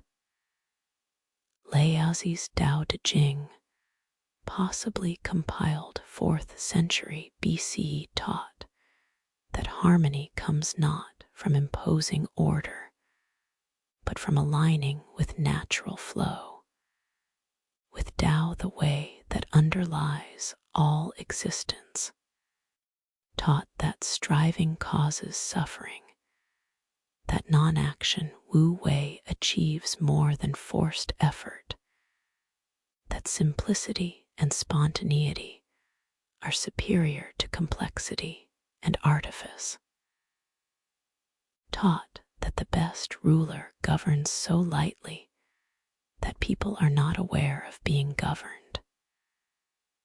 Taoism appealed to those weary of Confucian, ritual, and social hierarchy, offered spiritual and philosophical alternative that emphasized individual enlightenment over social role.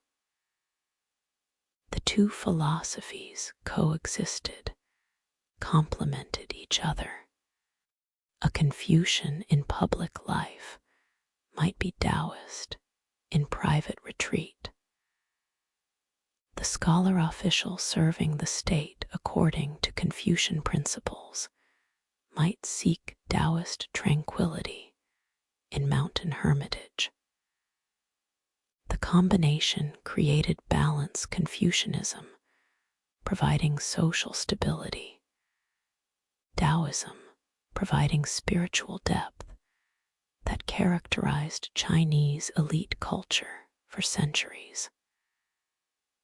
Buddhism entered China from India via Silk Road around 1st century CE, found eager audience, transformed as it adapted to Chinese thought.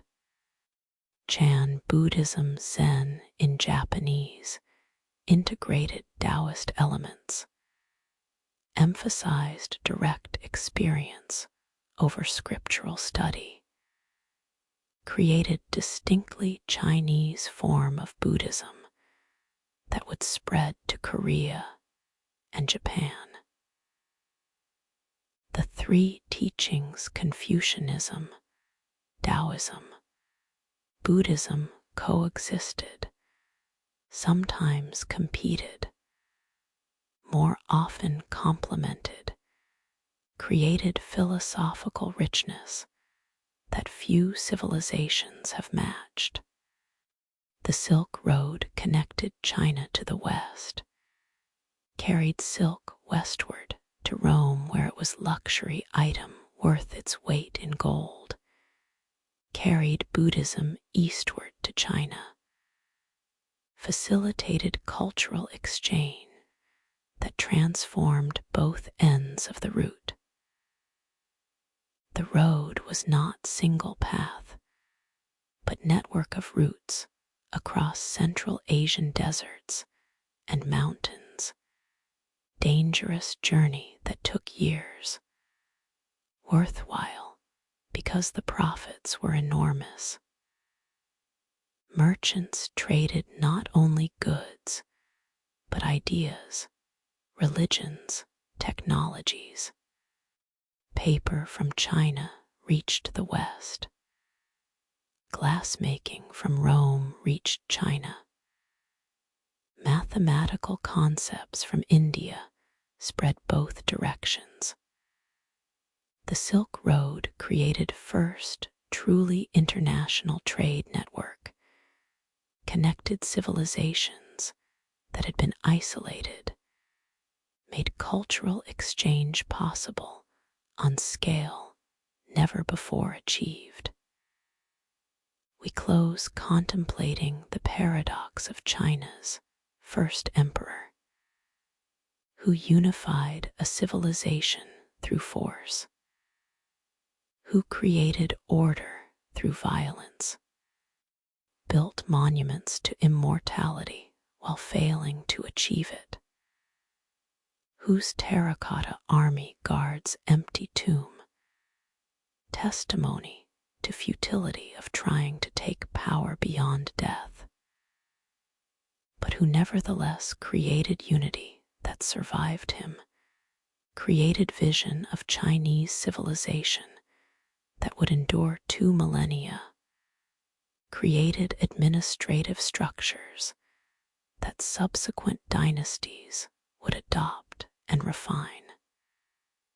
The achievement and the cost, the vision and the brutality, the permanence of what he created and the brevity of his own dynasty. The jade gates that marked empire's boundaries, the great wall that protected but could not prevent eventual Mongol conquest, the warriors that guard but cannot fight, the emperor who sought immortality but died like all mortals die. China's first empire, forever marking the beginning, forever shaping what followed, forever testament to human capability for both creation and destruction, for both vision and violence, for both achieving the impossible and failing to escape the inevitable. Across the Indian subcontinent, sandstone pillars rise bearing edicts inscribed in Brahmi script, messages carved into stone by order of Emperor Ashoka, who ruled the Mauryan Empire from 268 to 232 BCE.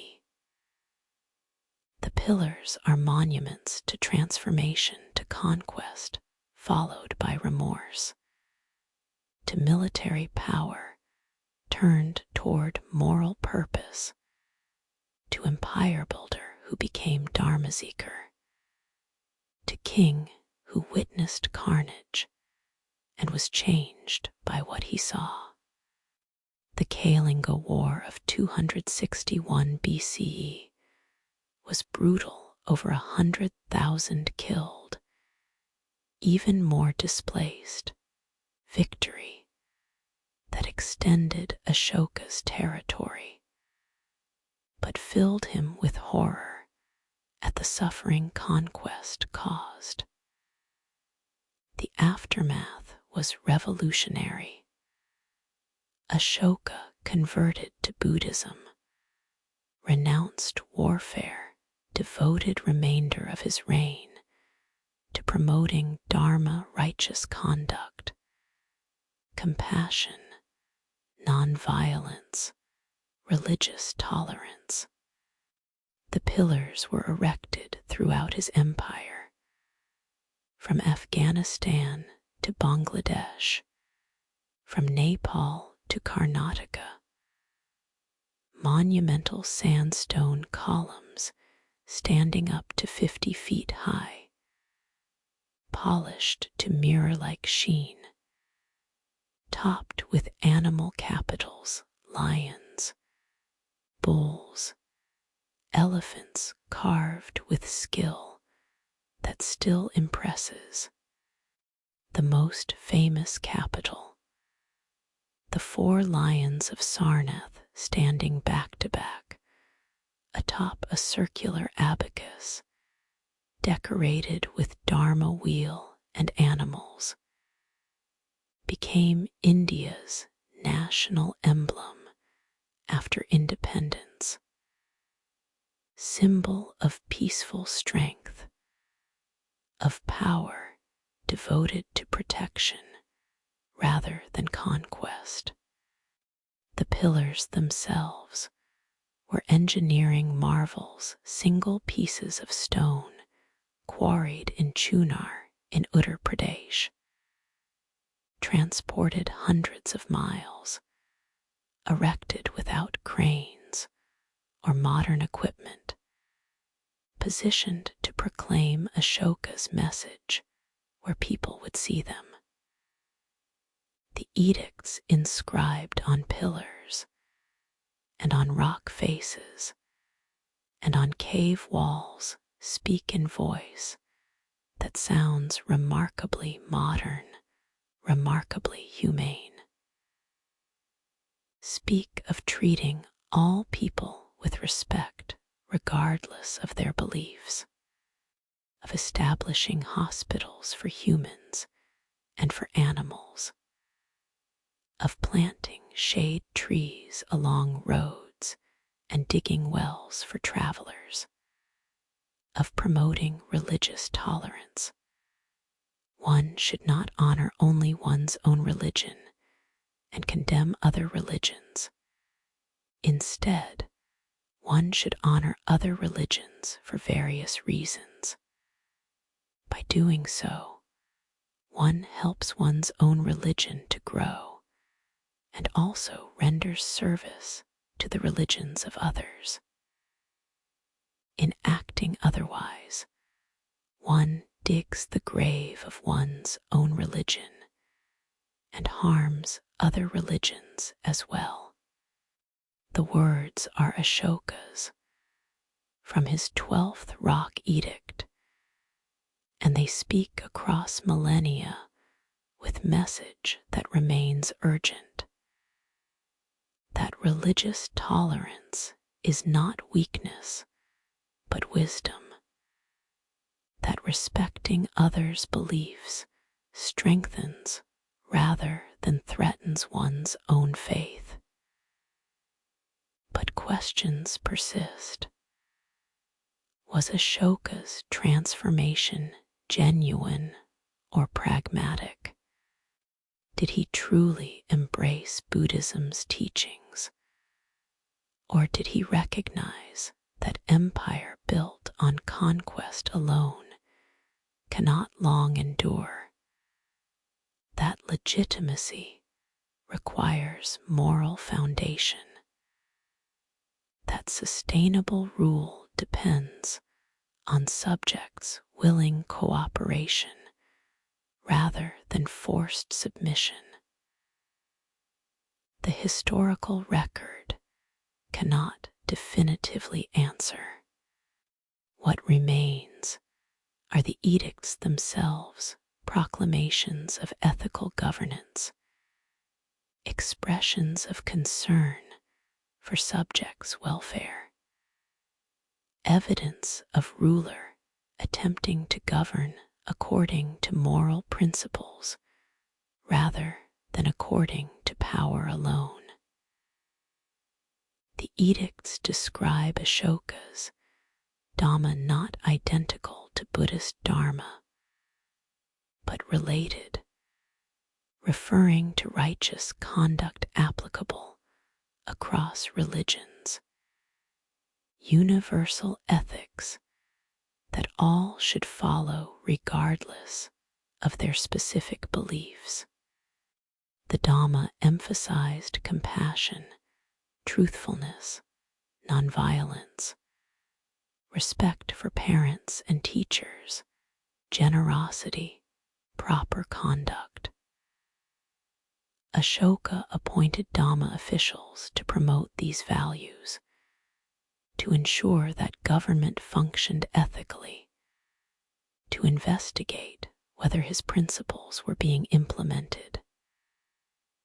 The system suggests serious commitment to moral governance, suggests that Ashoka believed rulers are subject to ethical constraints, that power exists to serve subjects' welfare rather than rulers' glory. The pillar edicts also reveal Ashoka's awareness of his historical legacy.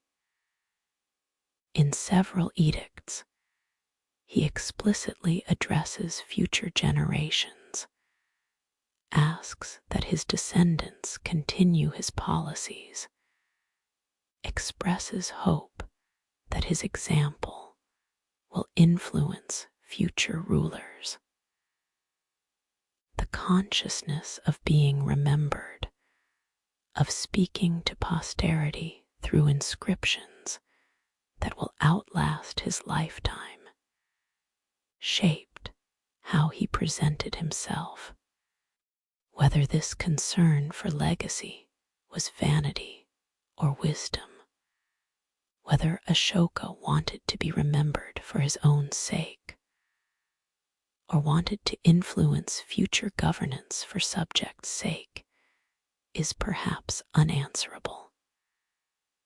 But the result was the same: preserved record of ruler attempting to justify his authority through moral conduct rather than through power alone. Buddhism spread along trade routes carried by merchants, by monks, by travelers who encountered Buddhist ideas and brought them to new lands. From India, Buddhism spread to Sri Lanka, where Ashoka allegedly sent his son Mahinda to establish Theravada tradition. Spread to Central Asia along Silk Road, reaching China by 1st century CE. Spread to Southeast Asia, to Burma, Thailand, Cambodia, Laos, Vietnam, where it mixed with local traditions, created distinctive forms of Buddhist practice. Spread to Tibet, where it merged with indigenous Bon religion, created Vajrayana tradition that would later spread to Mongolia, spread to Korea, and then to Japan, where Zen tradition would develop. The spread was peaceful. Buddhism typically did not seek converts through force, did not impose itself through conquest, spread instead through persuasion, through appeal of its teachings, through its compatibility with other traditions. The transformation as Buddhism spread was mutual. Buddhism changed to fit local contexts, adopted local deities as bodhisattvas, incorporated local rituals, developed new schools emphasizing different aspects of Buddhist teaching. And local cultures changed through Buddhist influence, adopted Buddhist ethics, built Buddhist temples and monasteries, integrated Buddhist philosophy into local intellectual traditions. The cultural exchange enriched both Buddhism and the cultures that adopted it, created vast Buddhist world stretching from Sri Lanka to Japan, from Indonesia to Mongolia, encompassing perhaps 1 billion people at its height. But Buddhism declined in India, its birthplace. Hindu revival, Islamic conquests, lack of royal patronage after Gupta dynasty, all contributed to Buddhism's gradual disappearance from India by 13th century. The irony is profound. Religion born in India spread across Asia, but nearly vanished from its origin point. Only in late 20th century did Buddhism revive in India, particularly among Dalits, formerly untouchables, who saw Buddhism as alternative to Hinduism's caste system. The revival was led by Dr. B.R. Ambedkar, who converted to Buddhism in 1956, inspired millions to follow, re-established Buddhism as living tradition in the land where Buddha achieved enlightenment. Ashoka's pillars stand weathered now. Many are broken, some toppled by earthquakes, some damaged during Islamic invasions, some fallen through neglect and time.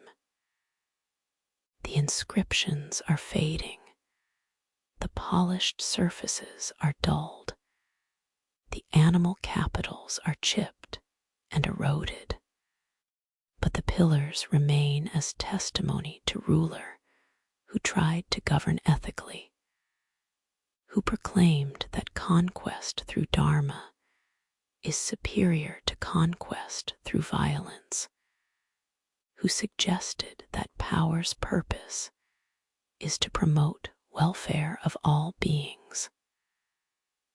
Whether Ashoka succeeded, whether his empire was actually more benevolent than others, whether his principles were implemented or remained merely proclaimed, is debatable. But the attempt matters. The proclamation matters. The vision of ethical governance matters. We close at twilight beside the lion capital at Sarnath, that masterpiece of Mauryan art that became symbol of modern India. Stand where Ashoka's craftsmen stood when they carved the lions. Feel the weight of the stone, the precision of the carving, the message encoded in the pillars. The emperor who witnessed war's carnage and was transformed by what he saw. The ruler who proclaimed nonviolence and religious tolerance. The power turned toward compassion. The conquest through Dharma rather than through sword. The vision of governance that serves rather than subjugates. The pillars stand as testimony. That power without wisdom fails, that force without ethics corrupts, that even emperors are subject to moral law. Ashoka's legacy is complicated, is achievement mixed with questions, is proclamation whose implementation we cannot verify. But the pillars remain. The message endures. The testimony to ethics in governance stands across centuries, asking whether we have learned what Ashoka proclaimed, whether we govern with compassion or with power alone, whether we have understood that true conquest is moral, not military, that lasting legacy is ethical, not territorial. The pillars, the edicts, the Dharma proclaimed in stone, forever weathering, forever testifying, forever asking whether we can do better than rule through force alone. The pillars of Ashoka, standing still, speaking still, testifying to transformation that remains incomplete but remains possible. At the mouth of the Nile, where the river spreads into Delta and Mediterranean, receives the sediment that has nourished Egypt for millennia. Alexander the Great founded a city bearing his name.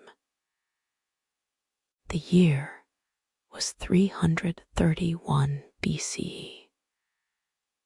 The vision was cosmopolitan city that would blend Greek and Egyptian cultures. That would be intellectual capital. That would showcase Hellenistic civilization at its finest. Alexander died before seeing his city flourish, but the Ptolemaic dynasty that succeeded him made Alexandria into what Alexander might have imagined. Magnificent city of marble and limestone, of harbors and lighthouses, of temples and theaters, and most famously, of the great library. The library's creation is attributed to Ptolemy I, or Ptolemy II, who ruled in early 3rd century BCE. The ambition was extraordinary: to collect all the world's knowledge, to gather books from every land and in every language, to create repository where scholars could study, where texts could be preserved, where human understanding could accumulate without limit. The library was attached to the museum, literally. House of the Muses, institution that supported scholars, provided them with stipends, gave them time for research free from economic necessity. The arrangement was first of its kind, first institution, recognizing that advancing knowledge requires supporting those who pursue it, that intellectual work deserves material support, that scholarship benefits society enough to justify public funding. The collection methods were aggressive. Ships arriving in Alexandria's harbor were searched for books, which were confiscated, copied, and according to some accounts, the copies rather than originals returned to owners. The library sent agents to Athens and Rhodes and other intellectual centers to purchase or copy texts. Ptolemy III allegedly borrowed official copies of plays by Aeschylus, Sophocles, and Euripides from Athens, posted enormous sum as security, then kept the originals and sent Athens back copies, forfeiting the security. The determination to acquire texts bordered on obsession reflected belief that preserving knowledge was worth significant resources, worth minor deceptions, worth prioritizing above other concerns. The size of the collection is uncertain. Estimates range from 40,000 to 400,000 scrolls, with some ancient accounts claiming even higher numbers. The uncertainty itself testifies to what was lost, that even basic facts about the library cannot be recovered with certainty. What we know is that the collection included works in multiple languages, that translation was major activity. The Septuagint, Greek translation of Hebrew Bible, was created in Alexandria, and that the library attracted scholars from across Mediterranean world. Euclid did mathematics there, compiled elements that would be geometry textbook for 2 millennia. Eratosthenes calculated Earth's circumference there, achieving remarkably accurate result using geometry and observations of sun's angle at different latitudes. Aristarchus proposed heliocentric model, their idea that Earth orbits Sun, idea ahead of its time by 18 centuries, idea that would be forgotten and would have to be rediscovered during scientific revolution. But what was in the library that was not rediscovered? What knowledge died when the library burned? The questions are unanswerable, but haunt anyone who contemplates the loss. Perhaps medical texts describing treatments now forgotten. Perhaps mathematical insights that would have accelerated scientific progress. Perhaps philosophical works that might have altered how we think about ethics or politics or metaphysics. Perhaps literary works, plays, poems, histories that would have enriched our cultural heritage. The potential losses are unknowable, but certainly immense. The library accumulated knowledge over several centuries. Its destruction meant that accumulated knowledge, the patient work of countless scholars, the insights of generations, the cultural productions of civilizations across Mediterranean world was lost. The destruction was not single event, but series of catastrophes spanning centuries. Ancient accounts blame various parties. Julius Caesar in 48 BCE, when fire from naval battle allegedly spread to library. Christian zealots in late 4th century under Patriarch Theophilus. Muslim conquest in 7th century. Modern scholarship questions all these accounts, suggests the library's decline was gradual underfunding, neglect, loss of books over time, rather than single catastrophic fire. But whether destroyed suddenly or gradually, the result was same. By late ancient period, the library was gone, its contents lost, its legacy only memories and legends.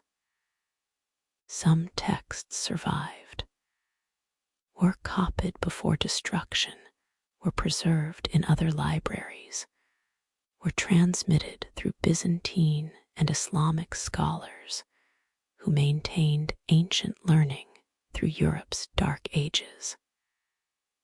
Euclid's Elements survived. Some of Aristotle survived. Much of Plato survived. Ptolemy's Almagest survived.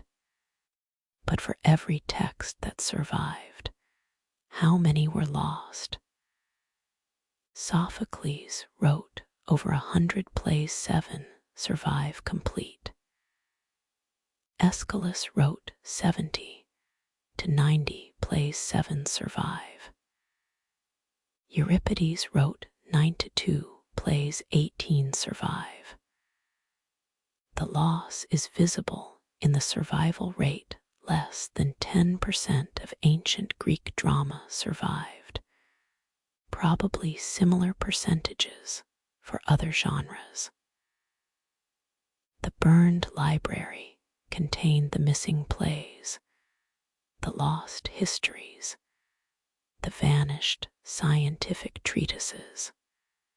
What would we know differently if those texts had survived? How would our civilization differ if ancient knowledge had been preserved rather than lost? The modern Library of Alexandria, rebuilt near the ancient site, opened in 2002. The new library is magnificent dramatic architecture, vast reading rooms, millions of volumes, and digital resources. But the new library cannot recover what the ancient library lost, cannot resurrect the burned scrolls or restore the vanished knowledge, can only serve as reminder of both the power and fragility of written knowledge power to preserve human understanding across millennia. Fragility that makes preservation dependent on political stability, economic resources, institutional commitment, luck. Libraries continue burning. Medieval libraries burned during wars and Viking raids. The Mongol conquest of Baghdad in 1258 destroyed the House of Wisdom and its irreplaceable manuscripts. The Nazi book burnings of 1933 destroyed degenerate literature. The destruction of the National Library of Bosnia during the 1990s siege of Sarajevo consumed manuscripts and books and cultural heritage. ISIS destroyed libraries in Mosul and Tikrit. Fire in 2018 destroyed the National Museum of Brazil, including irreplaceable indigenous language recordings and artifacts. The pattern repeats. Libraries as targets, knowledge as casualty, cultural heritage destroyed in wars, or through ideological zealotry, or through neglect and underfunding. But preservation continues. Librarians and archivists and scholars work to protect knowledge, to digitize texts, to create redundant copies, to maintain the chain of transmission. The Internet Archive backs up websites and books and videos, creating digital library accessible to all. Project Gutenberg digitizes public domain books. UNESCO works to protect cultural heritage sites and collections. Scholars reconstruct lost texts from fragments and references. The work is never complete, always requires resources, always depends on political support and institutional commitment. But the work continues because the alternative allowing knowledge to be lost is unacceptable. We close contemplating the ashes where the library stood, imagining the scrolls that lined the walls, imagining the scholars who studied there, who advanced mathematics and astronomy and medicine and geography and literature, imagining the conversations, the debates, the slow accumulation of understanding that characterized Hellenistic scholarship at its best. Imagining the flame that consumed it, whether single catastrophic fire or gradual decay, and what was lost when the library burned, the knowledge that disappeared, the insights that vanished, the cultural heritage that no one alive will ever read because the texts that preserved it are ashes. The library's ashes remind us knowledge is precious and fragile, requires vigilant protection, can be lost through neglect or destroyed through violence, persists only when each generation maintains it and transmits it and protects it from those who would destroy it. The ashes remind us that we are custodians, that the knowledge we inherit came to us through chain of preservation that required effort and sacrifice, that we have obligation to maintain that chain for those who follow. The library burned, but the obligation remains to preserve, to protect, to transmit, to ensure that knowledge survives despite all that threatens it. The ashes, the loss, the obligation, forever testifying to knowledge's fragility, forever demanding our vigilance.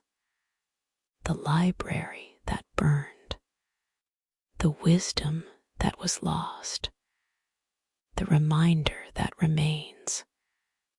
From the windswept moors of northern Britain to the Sahara's edge, from the Atlantic coast of Portugal to the Euphrates River, Roman roads stretched across empire like stone veins, carrying the blood of commerce and conquest. The Via Appia, the Appian Way, begun in 312 BCE, runs southeast from Rome toward Brindisi, its basalt paving stones still bearing wheel ruts from 2 millennia of use. The Via Augusta spans the length of Hispania from Pyrenees to Gibraltar. The roads crossing Gaul and Germania, Britain and Balkans, North Africa and Asia Minor, all engineered to Roman standards, all built to last, all testimony to civilization that understood infrastructure as foundation of power. The roads were military necessity first. Roman legions needed to move quickly, needed to reach frontiers where barbarians threatened, needed supply lines that could sustain armies far from Italy. The roads enabled rapid deployment legionaries, could march 20 miles per day on good road, could reach distant provinces in weeks rather than months. The strategic advantage was immense. Rome could concentrate forces quickly at trouble spots, could respond to crises before they became catastrophes, could maintain control over vast territory because roads made distance less formidable. The roads were tools of conquest and instruments of control, enabling military dominance that made empire possible. But roads also enabled commerce. Merchants traveled roads that were safer, faster, more reliable than previous paths. Goods flowed from provinces to roam grain from Egypt and North Africa, olive oil from Hispania, wine from Gaul, metals from Britain. The trade enriched Rome and enriched provinces, created economic integration that bound empire together through mutual benefit as much as through military force. The roads enabled specialization. Regions could focus on what they produced best, could export surplus, could import what they lacked. The economic efficiency increased prosperity, created incentive for provinces to remain within empire rather than to revolt. The roads also carried ideas. Christianity spread along Roman roads. Paul's missionary journeys followed Roman infrastructure. Early Christian communities formed in cities connected by roads.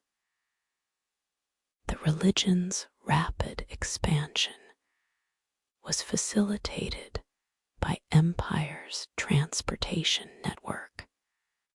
Mystery cults from Egypt and Persia, Stoic and Epicurean philosophies from Greece, architectural and artistic styles from across Mediterranean, all traveled Roman roads, all spread through empire's cosmopolitan cities, all contributed to cultural richness that characterized Roman civilization at its height. The roads that carried soldiers and merchants also carried evangelists and philosophers, spread beliefs and ideas and customs, created cultural exchange that transformed both Rome and its provinces. The engineering was sophisticated. Roman roads typically consisted of multiple layers, large stones as foundation, smaller stones, and gravel as middle layers, paving stones, basalt, or other hard stone as surface, cambered to drain water toward ditches on both sides. The construction required surveying to establish route, quarrying to provide stone, massive labor to excavate and lay foundation, and place paving stones. The roads were built to endure, and many have, surviving 2 millennia of use and weather, testifying to Roman engineering skill that modern road builders sometimes struggle to match. But the roads also represented priorities that favored military and economic concerns over human welfare. The labor to build roads was often provided by conquered peoples, by slaves, by soldiers during peacetime. The construction was hard, was dangerous, was work that injured and killed. The roads themselves primarily served elite merchants who could afford to ship goods, officials traveling on state business, soldiers moving to wars. Common people rarely traveled far. The roads were infrastructure that benefited empire more than it benefited individuals. The roads enabled Roman power, facilitated Roman control, served Roman interests. That they also brought some benefits to provinces does not erase their primary purpose: to maintain empire that extracted resources and tribute from conquered peoples.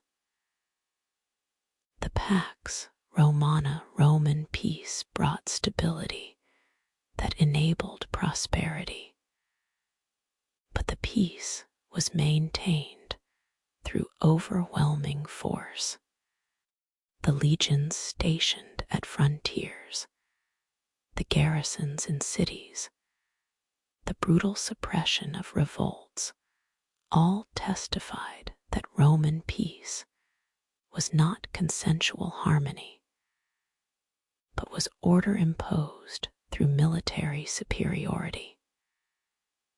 The crucifixions that lined roads after Spartacus's rebellion, 6,000 crucified slaves displayed along a Paean way as warning to others who might contemplate resistance, revealed the terror underlying Roman order. The peace allowed trade and culture to flourish, but the foundation was violence. Yet Roman law created framework for justice that influenced Western legal traditions profoundly. The 12 Tables 450 BCE, Rome's earliest written law code, established principle that law should be public, that citizens should know what was permitted and what was prohibited. The legal developments over centuries' distinction between criminal and civil law, concept of legal precedent, principles of property, and contract created sophisticated legal system. The Justinian Code 529,534 CE, compiled as empire was collapsing in West, preserved Roman legal tradition, influenced Byzantine law, and eventually Western European law, created foundations for legal systems across Europe and its colonies. The concepts of citizenship, of rights guaranteed by law rather than granted by rulers' whims, of equal treatment under law regardless of social status, theoretical even, if not always practiced, these Roman legal principles shaped how Western societies understand justice, influenced American Constitution and French Declaration of Rights, continue shaping legal thought and practice. Roman law's influence is so pervasive that we often forget its origins. Assume these principles are natural rather than recognizing they were created through specific historical processes in specific cultural context. Roman architecture and engineering left physical legacy as impressive as legal legacy. Aqueducts carried water to cities from sources miles away. employed precise gradients to maintain flow, used arches to cross valleys, supplied fountains and baths, and private homes with abundant fresh water.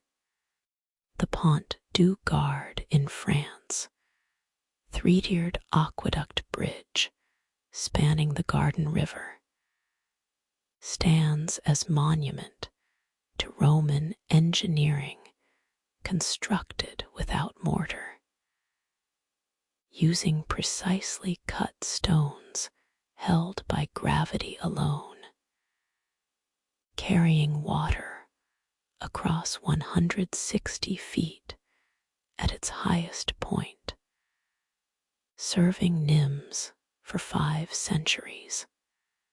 The Pantheon in Rome, with its vast concrete dome, remains architectural marvel, demonstrates Roman mastery of concrete, showcases understanding of structural engineering that enabled spans impossible with stone alone, creates space that still inspires 18 centuries after its construction. The Colosseum, massive amphitheater where gladiators fought and animals were killed for crowds' entertainment, represents darker aspect of Roman achievement.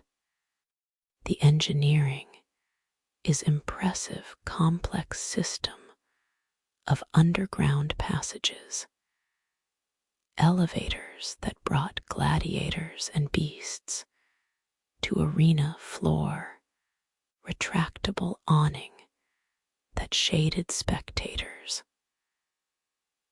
But the purpose was spectacle of death, was entertainment derived from watching humans kill each other or animals, was desensitization to violence that made brutal empire seem normal. The Colosseum testifies to cultural values that troubled even some Roman Seneca condemned the brutality, questioned what it revealed about society that enjoyed such spectacles. But that persisted for centuries because powerful found it useful, because crowds demanded it, because violence was normalized through repeated witnessing. Rome's decline and fall has been analyzed endlessly. Gibbon blamed Christianity for undermining martial virtues. Others blame lead poisoning from pipes and utensils, economic problems from currency debasement, military overstrettention, climate change, plague, internal political instability, the barbarian migrations, that pressure cooker of Germanic tribes fleeing Huns created. The causes were multiple, were interconnected, were both internal weaknesses and external pressures. What's clear is that no single factor explains the fall, that complex civilizations collapse through combinations of stresses that exceed adaptive capacity. The Western Roman Empire fell in 476 CE, when last emperor was deposed. But the Eastern Roman Empire, Byzantine Empire, continued until 1453, preserving Roman legal traditions, maintaining Roman administrative structures, calling itself Roman even as it became increasingly Greek in language and culture. The continuity matters suggests that Rome did not fall so much as transform, that medieval Europe was not Dark Age, but was period of transition, where Roman legacy persisted even as political structures changed. The roads still exist. Some are highways still in use. Some are rural paths. Some are buried under later development. But wherever Roman roads remain visible, they testify to empire that understood infrastructure as investment, that built for permanence, that left physical legacy surviving empire itself. The roads speak of power and of engineering, of conquest and of connection, of the ability to organize labor and resources on massive scale, of priorities that valued military efficiency and economic integration over individual welfare. We close walking the Via Appia, feeling the ancient stones beneath our feet, seeing the tombs that line the road. Roman custom placed tombs along roads outside cities, making death visible to travelers, making commemoration public. The wheel ruts, the milestones, the occasional surviving sections where original paving remains intact, all testify to civilization that built to last, that thought in terms of generations and centuries, that created infrastructure exceeding immediate needs, because planners understood that foundation laid well would serve distant future. The roads remain as Rome's most visible legacy, more visible than the collapsed forums, more intact than the ruined temples, more functional than the silent amphitheaters. The roads that speak of empire, that carry the traffic of centuries, that testify to the power and the cost of Roman civilization. The roads, forever connecting, forever testifying, forever the lasting legacy of empire that understood infrastructure as power. In jungles where tree roots tear through temple walls, in deserts where sand covers ancient streets, in oceans where coastal cities lie submerged beneath centuries of sedimentation, civilizations have vanished, not gradually through slow decline alone, though that has happened, but sometimes suddenly within generations, within years, sometimes apparently within single catastrophic season. The cities emptied, the fields returned to forest, the monuments crumbled, the knowledge was forgotten, the languages ceased being spoken.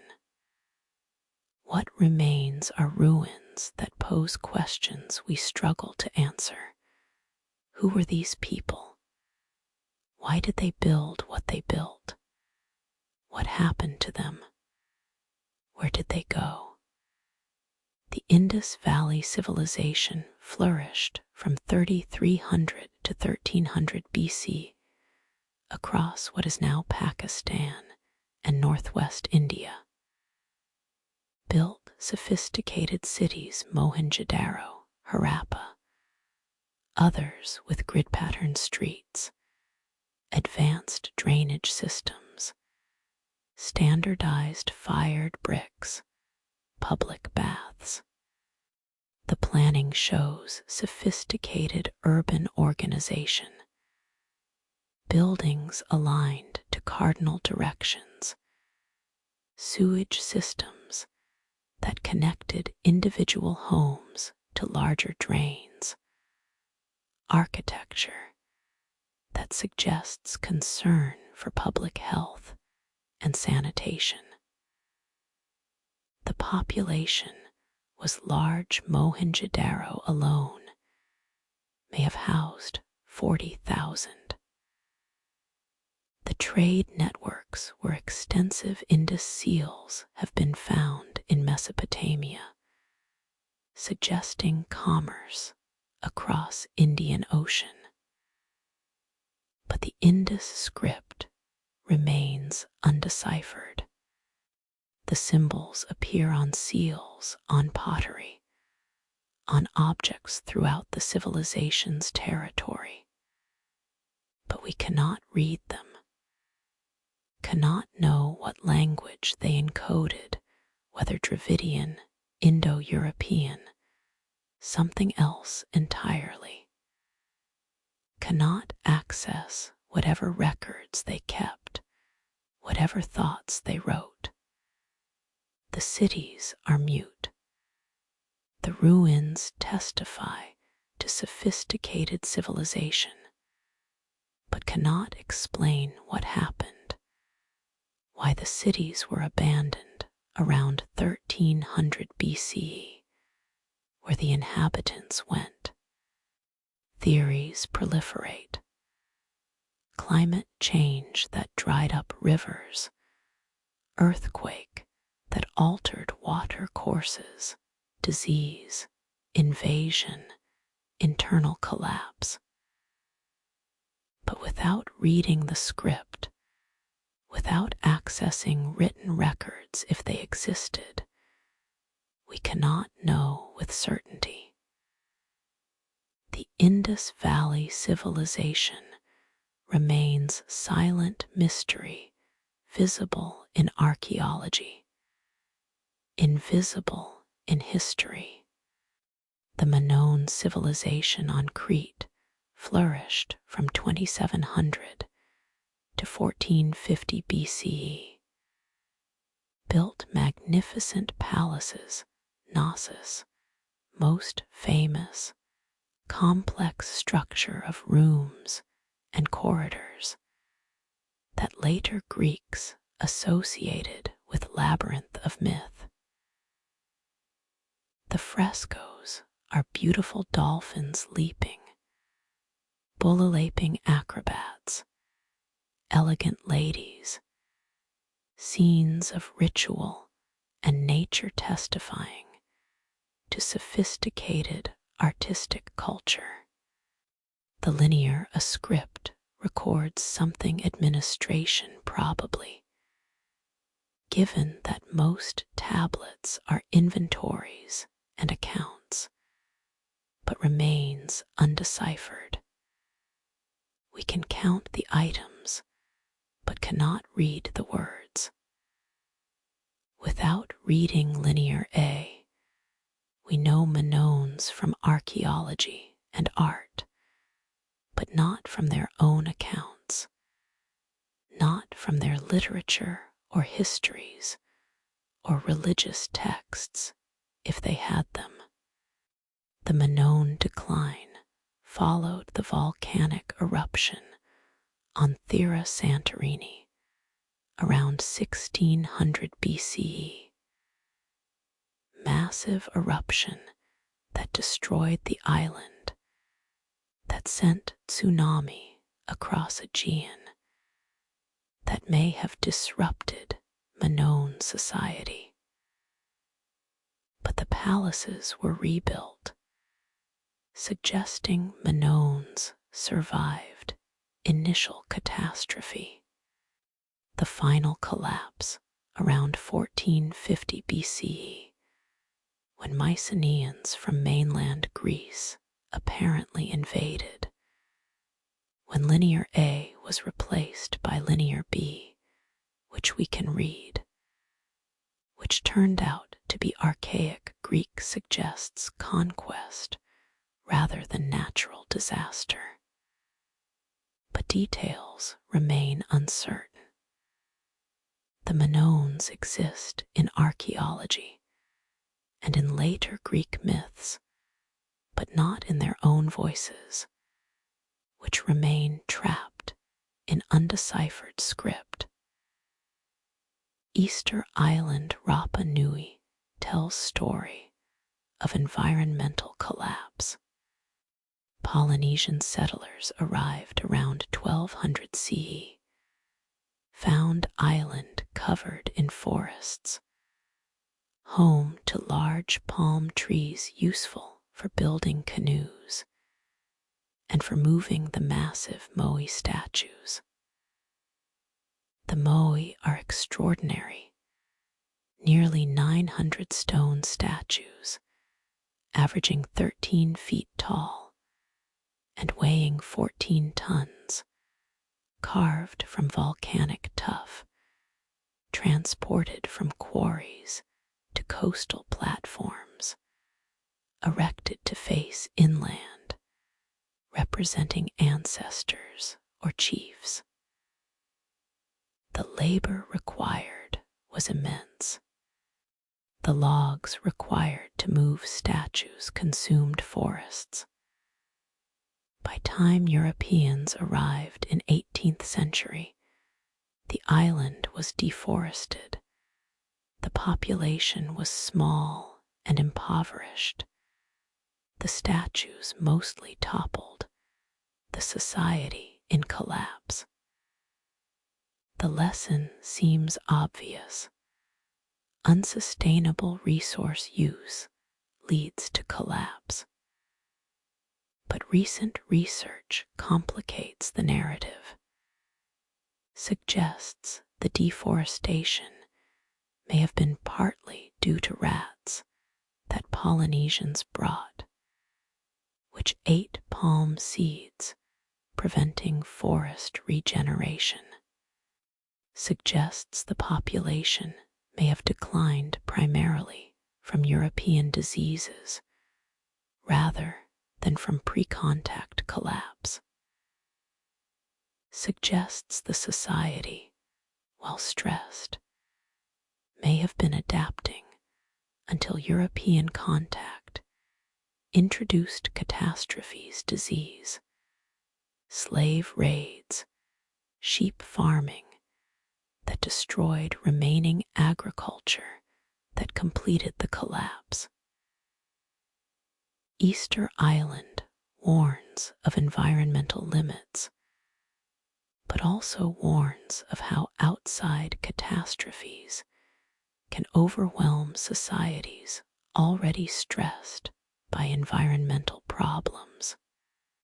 The Maya civilization of Mesoamerica built magnificent cities Tikal, Kapan, Palenque. Chichén Itzá developed sophisticated writing system, which we can now read after breakthrough decipherments in 1950s 1980s. Created complex calendar systems based on precise astronomical observations, built pyramids and palaces and ball courts. The civilization peaked in Classic period 250,900 CE, then collapsed. Cities in southern lowlands were abandoned in 9th century. Population declined dramatically. Construction ceased. The collapse was mysterious. Theories included drought, warfare, disease, environmental degradation from deforestation and soil erosion, social stress from overpopulation. Recent research suggests severe drought was primary factor, that cities dependent on rainwater cisterns could not survive when rains failed repeatedly, that stressed populations turned to warfare competing for remaining resources, that social structures collapsed when they could not maintain themselves. But Maya civilization did not disappear. Maya people survived and continue surviving, transformed but continuous. The language persists in multiple variants. The cultural traditions continue. The post-classic period saw new centers. Chichen Itza, Mayapan flourish even as southern cities lay abandoned. Spanish conquest disrupted but did not destroy Maya culture. Today, millions of Maya descendants maintain cultural identity, speak Maya languages, practice traditions with roots in ancient civilization. The collapse was of specific political structures and cities, not of Maya people themselves. The distinction matters. Civilizations can collapse while people survive, while cultures continue in transformed ways. Angkor in Cambodia was capital of Khmer Empire from 9th to 15th centuries. Massive urban complex covering 100 square miles, home to perhaps 1 million people at its height. Angkor Wat, that magnificent temple with its 5 towers representing Mount Meru of Hindu cosmology, testifies to civilization's architectural sophistication and religious devotion. But the city was abandoned in 15th century. The reasons remain debated. The traditional explanation blamed Thai invasion, but recent research suggests water management system failed combination of overengineering that created system vulnerable to catastrophic failure. Climate change, alternating severe droughts and heavy floods, deforestation, siltation, collapsed the infrastructure that enabled dense urban population, forced abandonment of elaborate city. The jungle reclaimed temples. Strangler figs grew through walls. Water filled moats. Angkor became ruin until French archaeologists began excavation and restoration in 20th century. The lessons from vanished civilizations are multiple and troubling. Environmental stress weakens societies. Deforestation, soil depletion, climate change, water scarcity create vulnerabilities that other stresses can exploit. Inequality creates instability when elites capture resources, when commoners suffer while rulers build monuments. The social contract frays, the legitimacy erodes, the willingness to maintain system diminishes. Rigid systems cannot adapt when conditions change.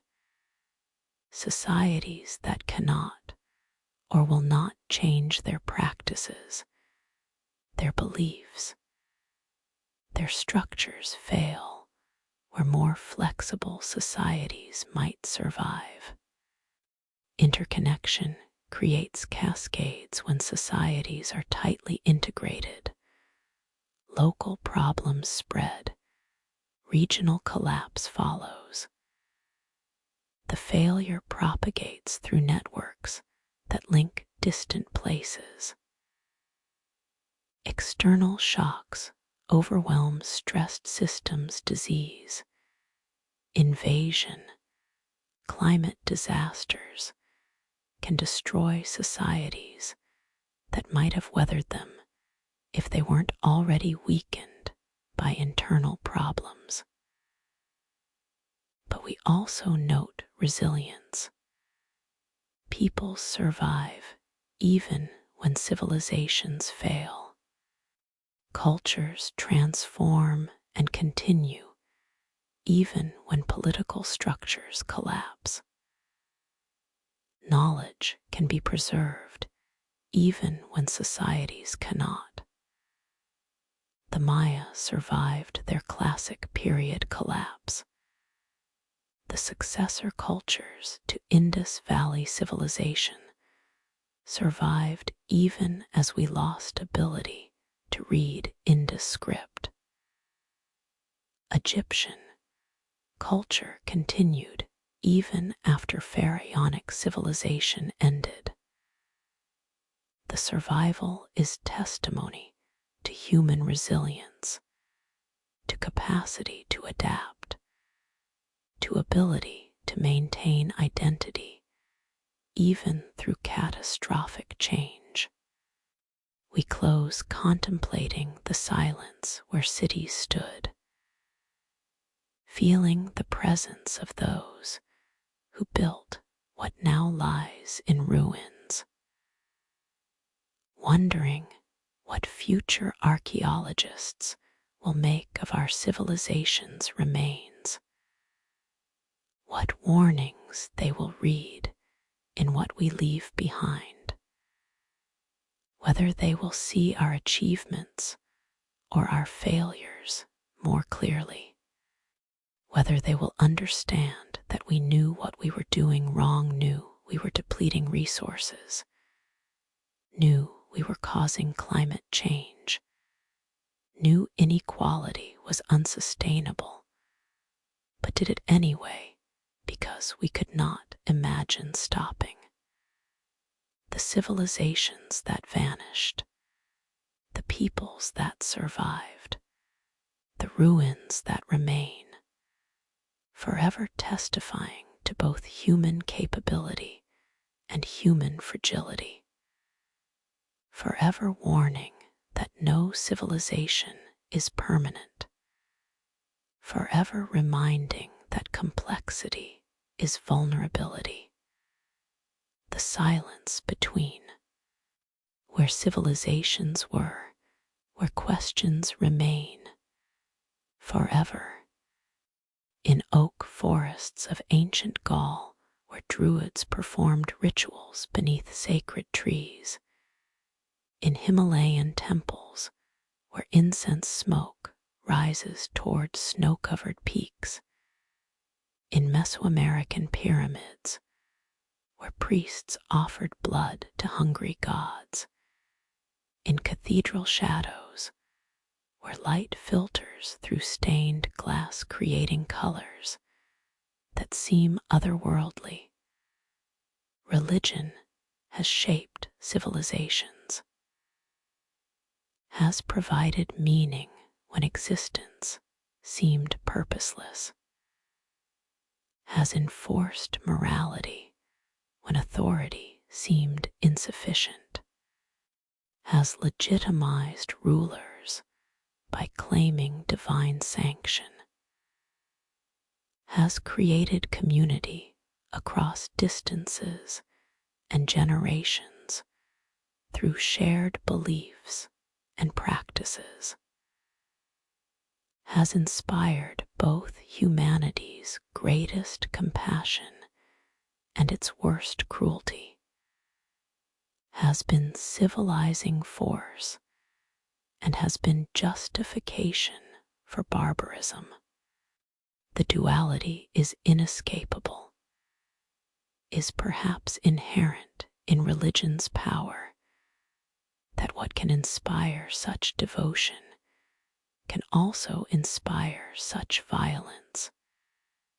That belief strong enough to sustain people through suffering can also sustain them through inflicting suffering on others. The earliest religions we can glimpse through archaeology seem to have focused on nature, on animals and seasons, on sun and moon and stars, on birth and death, and the cycles that govern existence.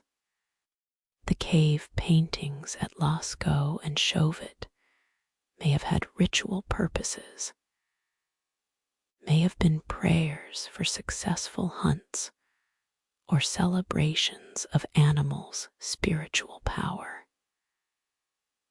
The burial practices of Neanderthals' bodies, positioned carefully, sometimes with flowers, sometimes with tools, suggest belief in afterlife, or at least in death as transition rather than as simple ending. The megaliths aligned to celestial events suggest that early people saw patterns in sky that connected to patterns on earth, that they understood themselves as part of larger cosmos, that they built monuments to mark and celebrate those connections. As civilizations emerged, religions became more complex. The Sumerian pantheon included hundreds of gods. Each city had patron deity. Each natural force had personification. Each aspect of life had divine guardian. The gods were powerful, but not omnipotent, were immortal, but not unchanging, had personalities and conflicts and relationships that mirrored human societies. The Epic of Gilgamesh portrays gods as capricious, as sometimes cruel, as concerned with their own interests rather than with human welfare. The relationship between humans and gods was transactional sacrifices and rituals in exchange for divine favor, temples built to house gods in exchange for protection, elaborate priesthoods maintained to ensure proper worship. Egyptian religion was similarly polytheistic, but was more concerned with death and afterlife. The elaborate burial practices, the mummification, the books of the dead all testified to belief that death was journey rather than ending, that proper procedures could ensure eternal life, that the gods judged the deceased and determined their fate. The weighing of the heart scene from Book of the Dead represents moral universe where actions in life determine fate after death, where mad truth, justice, cosmic order was principle that that even gods respected, where pharaohs, as gods themselves, were subject to divine judgment. The religion provided comfort. Death was not end, and provided moral framework. One's conduct mattered beyond immediate consequences. But Egyptian religion also reinforced inequality. The wealthy could afford elaborate tombs and mummification and books of the dead, could pay for rituals that promised successful afterlife. The poor could not.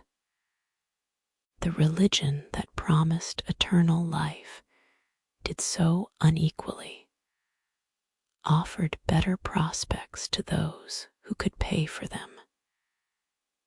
Even in matters of ultimate concern, salvation, judgment, eternal life, the inequalities of earthly existence persisted. The duality is visible. Religion provided genuine comfort and meaning, while simultaneously justifying and reinforcing social hierarchies that concentrated power and wealth among elites.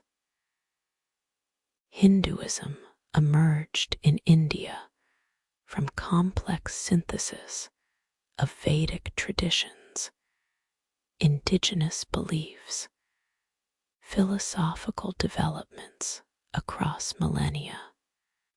The religion is extraordinarily diverse, encompasses monotheism and polytheism and pantheism, asceticism and worldly engagement, rigid orthodoxy and philosophical skepticism. The concepts of karma and reincarnation provided moral framework. Actions in this life determine circumstances of next life.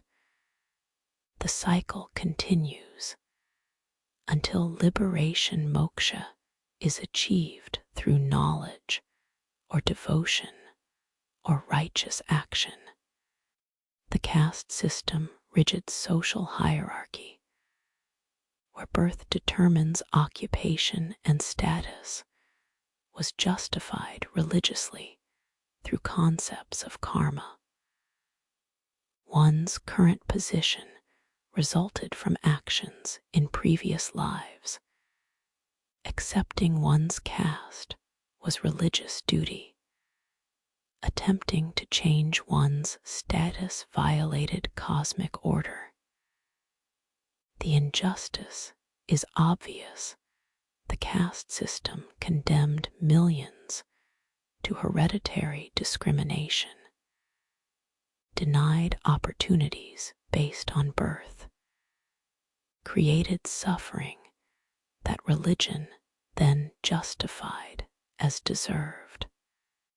But the system also provided social stability, created communities with defined roles, offered framework where even the lowest positions had religious meaning and dignity of purpose. The ambiguity is troubling. How to acknowledge that religion provided genuine meaning and community, while also acknowledging that it perpetuated oppression. How to honor religious traditions without ignoring their complicity in injustice. The questions have no simple answers, require holding contradictions without resolving them too quickly. Buddhism arose as reform movement within Hindu context, challenged caste system, emphasized that liberation was available to all regardless of birth, taught that suffering results from attachment, and that enlightenment comes through ethical conduct, meditation, and wisdom. The Buddha's life story, prince who renounced wealth and privilege to seek understanding of suffering, provided model of spiritual seeking that inspired millions. The four noble truths suffering exists. Suffering has causes. Suffering can end. Path exists to end suffering, provided framework for understanding and addressing human condition. The Eightfold Path prescribed ethical and meditative practices for achieving enlightenment. Buddhism spread peacefully along trade routes, adapted to local cultures, created diverse traditions, Theravada in Southeast Asia, emphasizing monastic life and individual liberation. Mahayana in East Asia, emphasizing bodhisattvas who delay their own enlightenment to help others. Vajrayana in Tibet, incorporating tantric practices and complex philosophical systems. The spread enriched both Buddhism and cultures that adopted it, created vibrant religious and philosophical traditions that shaped Asian civilizations. But Buddhism also sometimes failed its principles. Buddhist monks sometimes supported warfare. Buddhist institutions sometimes accumulated wealth and power. Buddhist nationalism in modern period has sometimes persecuted minorities, revealing that even religions emphasizing compassion and nonviolence can be corrupted by human failings.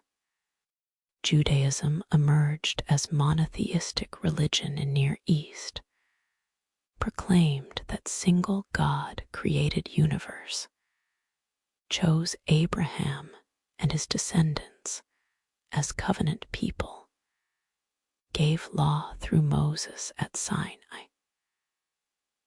The Hebrew Bible preserves Judaism's founding narratives, its legal codes, its prophetic literature, its poetry and wisdom creating text that would profoundly influence Western civilization through its role as foundation for Christianity and Islam as well.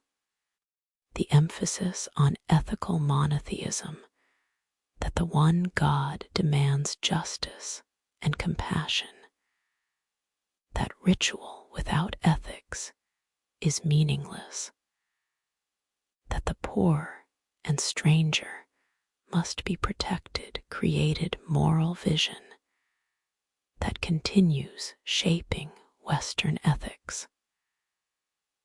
But Judaism also contains troubling elements, genocidal commands in conquest narratives, patriarchal structures that subordinated women, exclusive chosenness that could become chauvinism.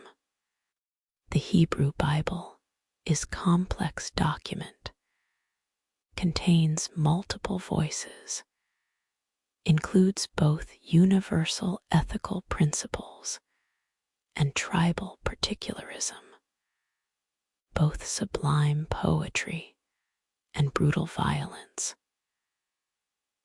Reading it requires discernment, requires distinguishing between eternal wisdom and time-bound cultural prejudices, requires acknowledging both its contributions and its limitations. Christianity emerged from Judaism, proclaimed that Jesus was promised Messiah, that his death and resurrection created new covenant, that salvation came through faith in him rather than through following law. The religion spread rapidly through Roman Empire despite, or because of persecution, offered hope to marginalized and oppressed, created communities that crossed ethnic and social boundaries, proclaimed equality before God that challenged Roman hierarchies. The early Christian emphasis on love and service, on care for poor and sick, on community that welcomed outcasts, created powerful appeal, created movement that would transform Western civilization. But Christianity also became tool of empire. When Constantine converted in 4th century, when Christianity became state religion, the religion of the persecuted became religion of the persecutors. Christian emperors closed pagan temples, banned pagan practices, sometimes killed pagan philosophers. The Crusades launched holy wars against Muslims and killed countless Jews along the way. The Inquisition tortured and burned heretics. The colonization of Americas was justified by Christian mission to convert the heathen, was accompanied by destruction of indigenous religions and cultures. Christian anti-Semitism created centuries of persecution that culminated in Holocaust. The violence committed in Christianity's name is staggering, is betrayal of founder who taught love of enemies and nonviolence, is testimony to how religions that preach peace can inspire war when they gain power. Islam emerged in 7th century Arabia, proclaimed that Muhammad was final prophet, that Quran was God's word, that submission Islam to God's will was path to salvation. The 5 pillars profession of faith, prayer, charity, fasting, pilgrimage, provided clear religious framework. The emphasis on social justice, on care for orphans and widows and poor, on prohibition of usury, created ethical system addressing Arab society's inequalities. The rapid expansion from Arabia to Spain and India within a century created Islamic civilization that preserved and advanced Greek learning, developed sophisticated philosophy and science and mathematics, created cultural achievements rivaling any civilization. But Islam also spread through conquest, created empires through military force, justified warfare as religious duty jihad, sometimes oppressed non-Muslims through dhimmi status that granted protection, but imposed special taxes and restrictions. The treatment varied. Andalusian Spain saw remarkable tolerance and cultural flourishing. Other times and places saw persecution. Islamic civilization included both enlightened tolerance and oppressive conformity, both philosophical sophistication and fundamentalist rigidity. The diversity within Islamic tradition is vast, includes both those who emphasize religion's peaceful aspects and those who justify violence through selective reading of texts. The religious conflicts, Christian against Muslim in Crusades, Catholic against Protestant in Reformation wars, Hindu against Muslim in South Asia, Buddhist against Muslim in Southeast Asia, have caused immeasurable suffering. But religion has also created vast cultural achievements. The cathedrals of Europe that reach toward heaven, the mosques whose geometric patterns represent divine order, the temples of Asia whose architecture embodies cosmic principles, the religious music and art and poetry that express humanity's spiritual aspirations. Religion has inspired both the Inquisition and Bach's Mass in B minor, both the Crusades and Michelangelo's Sistine Chapel, both religious warfare and Gandhi's nonviolent resistance. How to assess religion's role in civilization? The question defies simple answer. Religion has provided meaning that makes suffering bearable, has created moral frameworks that restrain violence, has inspired compassion and charity, has built communities that support members across generations. But religion has also justified oppression, has divided humanity into believers and infidels, has inspired violence against those who believe differently, has resisted social progress, has subordinated women and persecuted minorities. Religion has civilized and has barbarized, has elevated human dignity and has crushed human freedom, has inspired greatest achievements and worst atrocities. Perhaps the duality is inherent. Perhaps anything powerful enough to inspire devotion, sufficient to sustain people through suffering, is also powerful enough to inspire devotion sufficient to inflict suffering on others. Perhaps beliefs strong enough to create meaning are also strong enough to create fanaticism.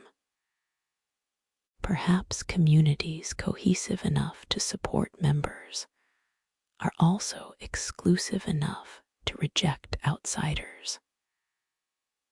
Perhaps authority sufficient to enforce morality is also sufficient to enforce oppression. The power cuts both ways, cannot be only civilizing without also being potentially barbarizing, cannot provide only benefits without also creating risks. We close in quiet sanctuary, could be temple, church, mosque, synagogue, any sacred space where humans gather to contemplate what exceeds understanding. Feel the presence of centuries of worship, of generations seeking meaning, of individuals finding comfort and community. Feel also the weight of violence done in religion's name, of persecution justified by faith, of humanity divided by beliefs that should unite. Religion's role in civilization is irreducibly complex, is neither simply positive nor simply negative, is neither unqualified blessing nor unmitigated curse, is human response to questions that have no final answers, is attempt to create meaning in universe that offers none automatically, is both our reaching toward transcendence and our falling into violence when we mistake our reaching for arrival, when we claim certainty about mysteries that should humble us. The sacred groves where ancient peoples worshipped, the temples and churches and mosques where billions have sought divine, the prayers offered, the rituals performed, the faith sustained through generations, all testimony to human spirituality, to our need for meaning beyond material existence, to our capacity for both profound wisdom and terrible folly. Religion's civilizing power and destructive potential, forever intertwined, forever shaping how we live, forever asking whether we can keep the wisdom while rejecting the violence, whether we can maintain the meaning while abandoning the oppression, whether we can honor the sacred while remembering that no human fully understands it.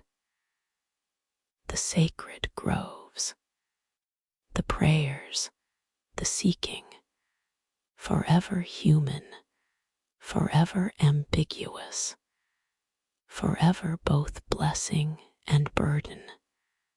Silk flows westward, precious fabric so fine that Roman senators allegedly appeared nearly naked when wearing it. Worth its weight in gold, carried across deserts and mountains from China to Mediterranean markets. Gold flows eastward, paying for silk and spices and exotic goods, enriching merchants who brave the dangerous journey. And along the routes connecting east and west, the Silk Road across Central Asia, the maritime routes across Indian Ocean, the caravan paths crossing Arabia and Persia civilizations touch and transform each other, not through conquest or through missionary zeal alone, though both occur, but through trade, through commercial exchange that brings goods and carries ideas, that creates networks linking distant peoples who never meet, but whose lives are nonetheless connected through chains of exchange stretching across continents. The Silk Road was never single road, but network of paths across Central Asian deserts and mountain ranges, connecting China to Mediterranean world through string of oases, cities Kashgar, Samarkand, Bukhara, Merv where merchants rested, where goods changed hands, where cultures mingled in cosmopolitan environments. The journey was arduous. From Chang'an in China to Antioch or Constantinople took months or years. Traversed Taklamakan Desert, where sandstorms buried caravans. Crossed Pamir Mountains, whose passes rose above 15,000 feet. Endured extremes of heat and cold that killed the unprepared. The merchants who traveled the entire route were few more commonly. Goods passed through multiple hands, each merchant covering segment of route, each taking profit, so that silk arriving in Rome cost many times what it cost in China. But the markup was worthwhile because demand was insatiable.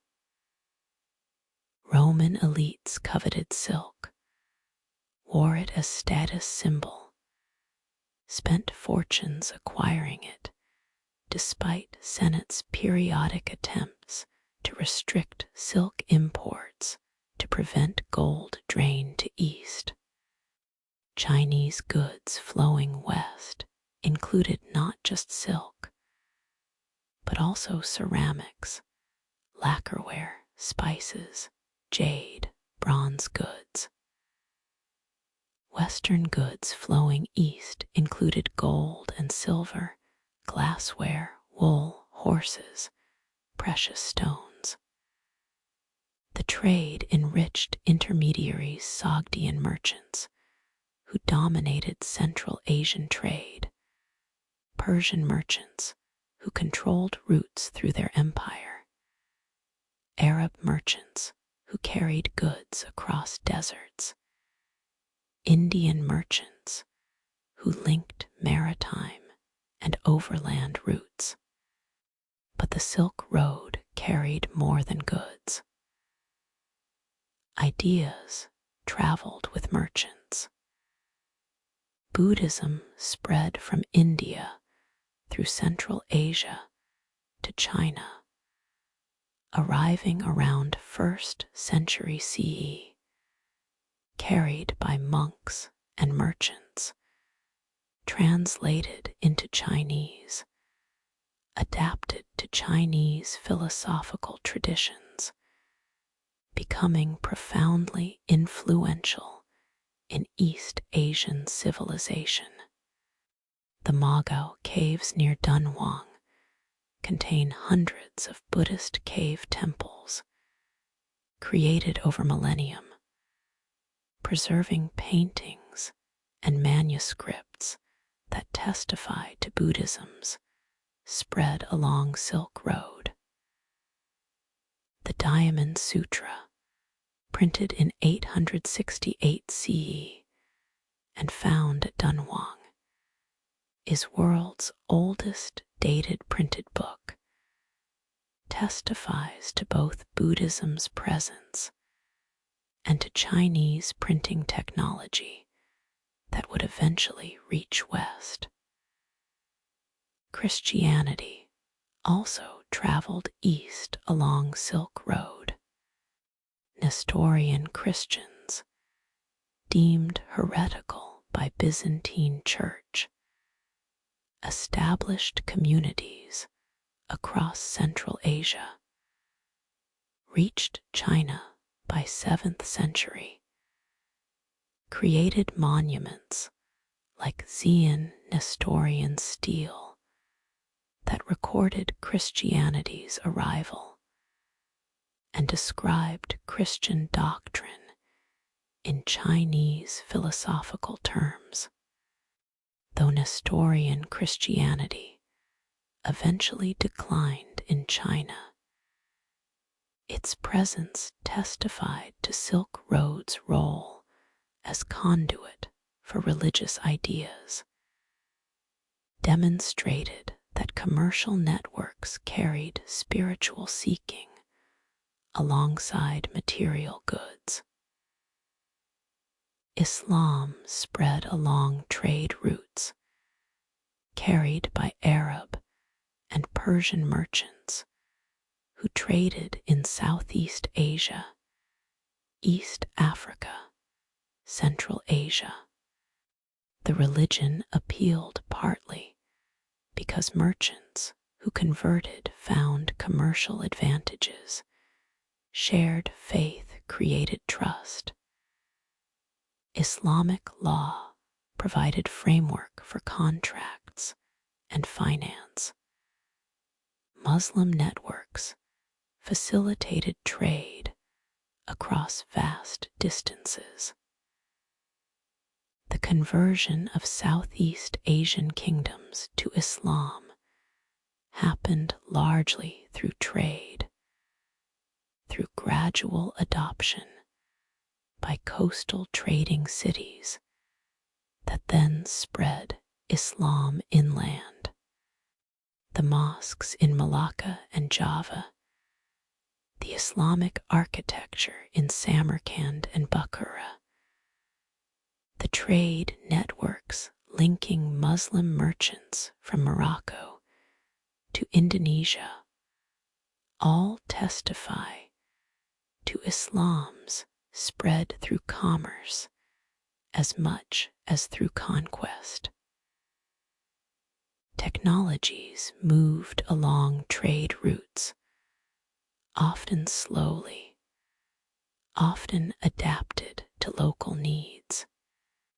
Paper, invented in China in 2nd century CE, reached Central Asia by 8th century, when Arab armies captured Chinese papermakers at Battle of Talas, was adapted by Islamic civilization, reached Europe through Islamic Spain, transformed European civilization by making books cheaper and more abundant, enabling reformation and scientific revolution.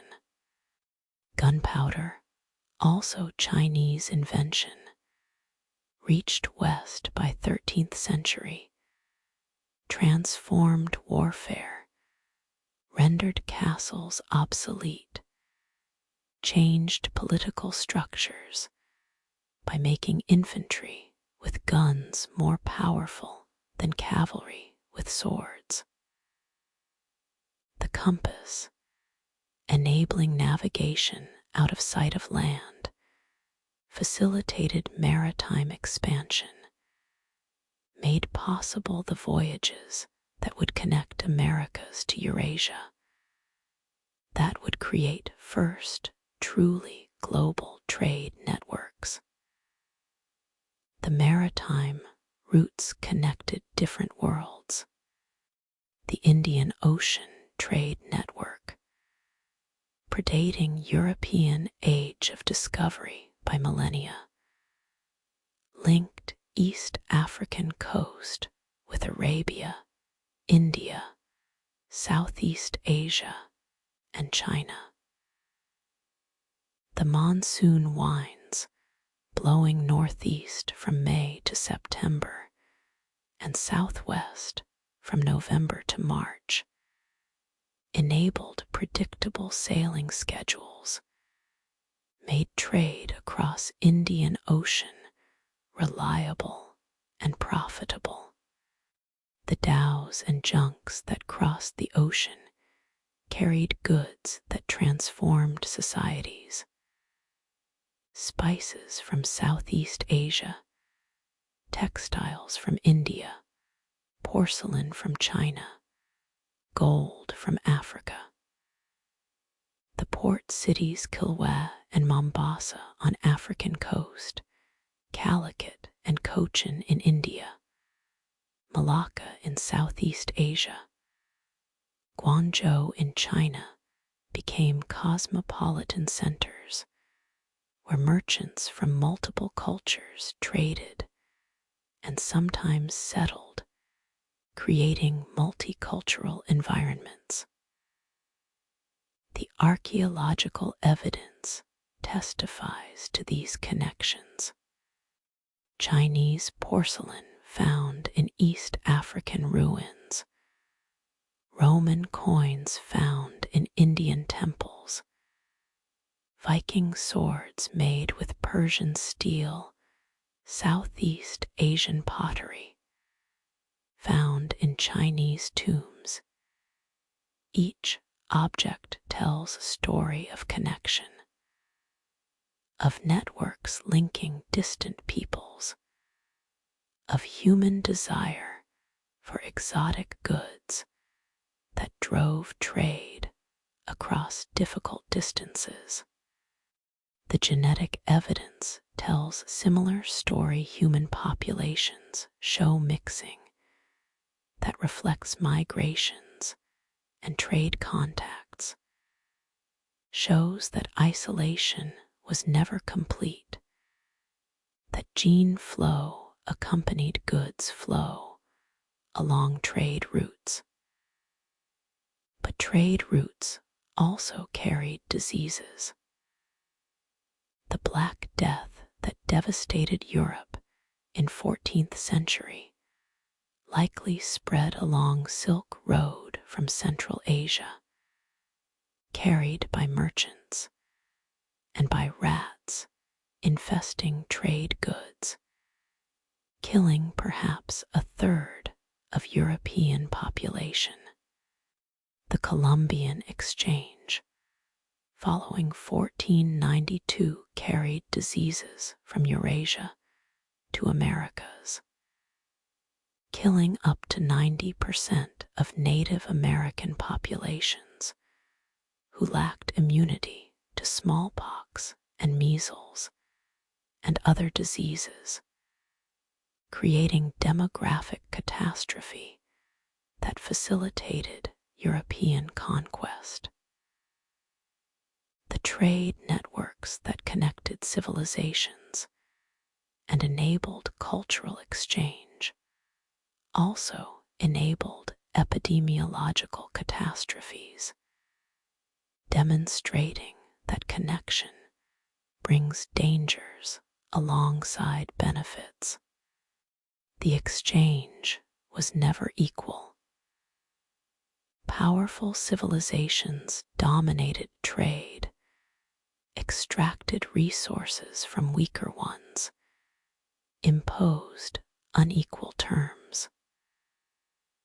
The European maritime expansion, beginning in 15th century, created global trade networks that enriched Europe while impoverishing many colonized regions, extracted wealth from Americas and Asia and Africa, created patterns of inequality that persist today.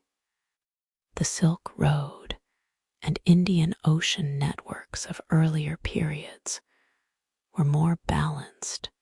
No single civilization dominated completely.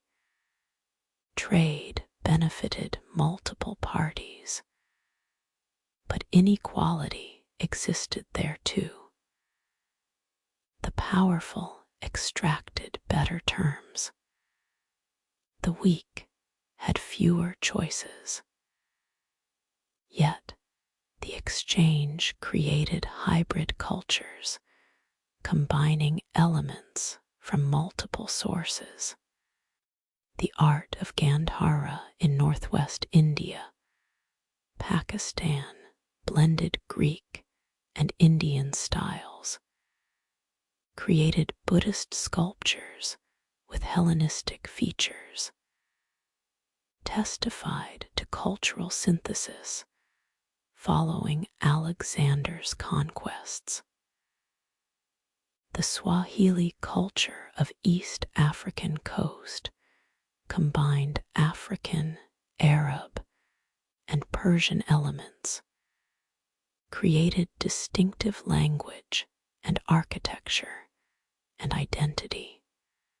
The Silk Road oasis cities were cosmopolitan centers where Chinese, Persian, Sogdian, Indian, and other cultures mingled, where religions coexisted, where merchants learned multiple languages and adopted multiple customs. The cultural richness of these hybrid environments, their tolerance, their creativity, their willingness to borrow and adapt represents globalization's positive potential. We examine objects that traveled these routes.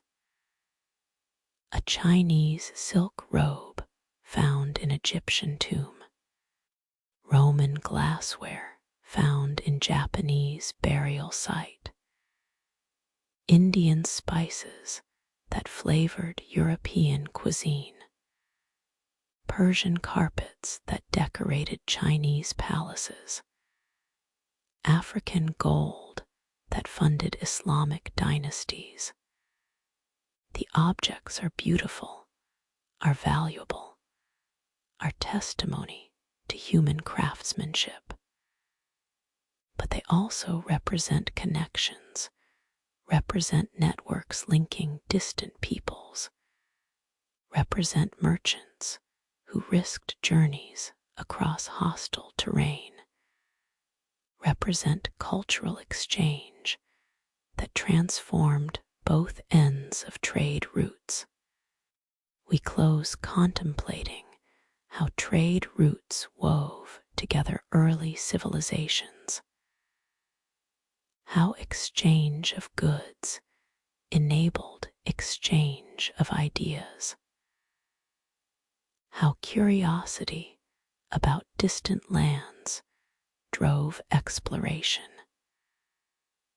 how commercial networks created cultural connections, how the threads of trade and cultural exchange bound human societies together long before modern globalization, created interconnections that meant developments in one region affected others, created world that was never as isolated or independent as we sometimes imagine.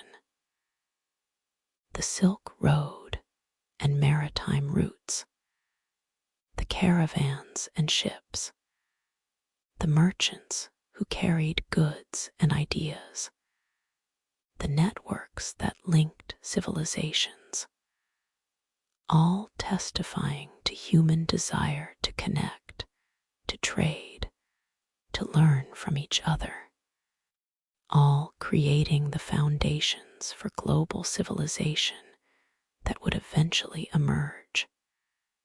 The threads that weave, the connections that span, the networks that bind, forever linking us to distant peoples, forever demonstrating that isolation is illusion, that human societies have always influenced each other, that we are and have always been interconnected. The threads, the weaving, the connections, forever binding human civilizations together across distances and across time. The dawn scrolls close. The chronicles of first cities, first empires, first connections end not with conclusions, but with beginnings. For every story told here leads to others untold. Every civilization explored here connects to others unexplored. Every achievement acknowledged here rests on foundations laid by peoples whose names we do not know, whose stories were never written, whose contributions remain anonymous but essential. We have walked among ruins of Ur, stood before the silent megaliths, sailed the Nile past pyramids that mock time's passage, climbed to Delphi where the oracles spoke ambiguous wisdom. We have traced writing's quiet revolution, followed the roads of Rome, mourned Alexandria's ashes, examined Ashoka's pillars, proclaiming compassionate governance. We have contemplated civilizations that vanished, leaving only questions and ruins. We have acknowledged religion's power to civilize and to destroy. We have followed trade routes that wove distant cultures together. What have we learned? That civilization is complex, is achievement and cost, elevation and oppression, wisdom and folly intertwined. That the magnificent temples were built by forced labor, that the sophisticated philosophies coexisted with brutal inequalities, that the same cultures that produced sublime art also produced devastating warfare, that progress in one domain, technology, architecture, administration, does not guarantee progress in others' justice, equality, human dignity. That civilizations contain contradictions we cannot resolve, only acknowledge. We have learned that no civilization is permanent.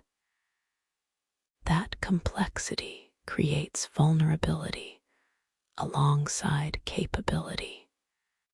That environmental stress, social inequality, rigid structures, external shocks, all these can overwhelm societies that seem powerful, can bring down civilizations that seem eternal.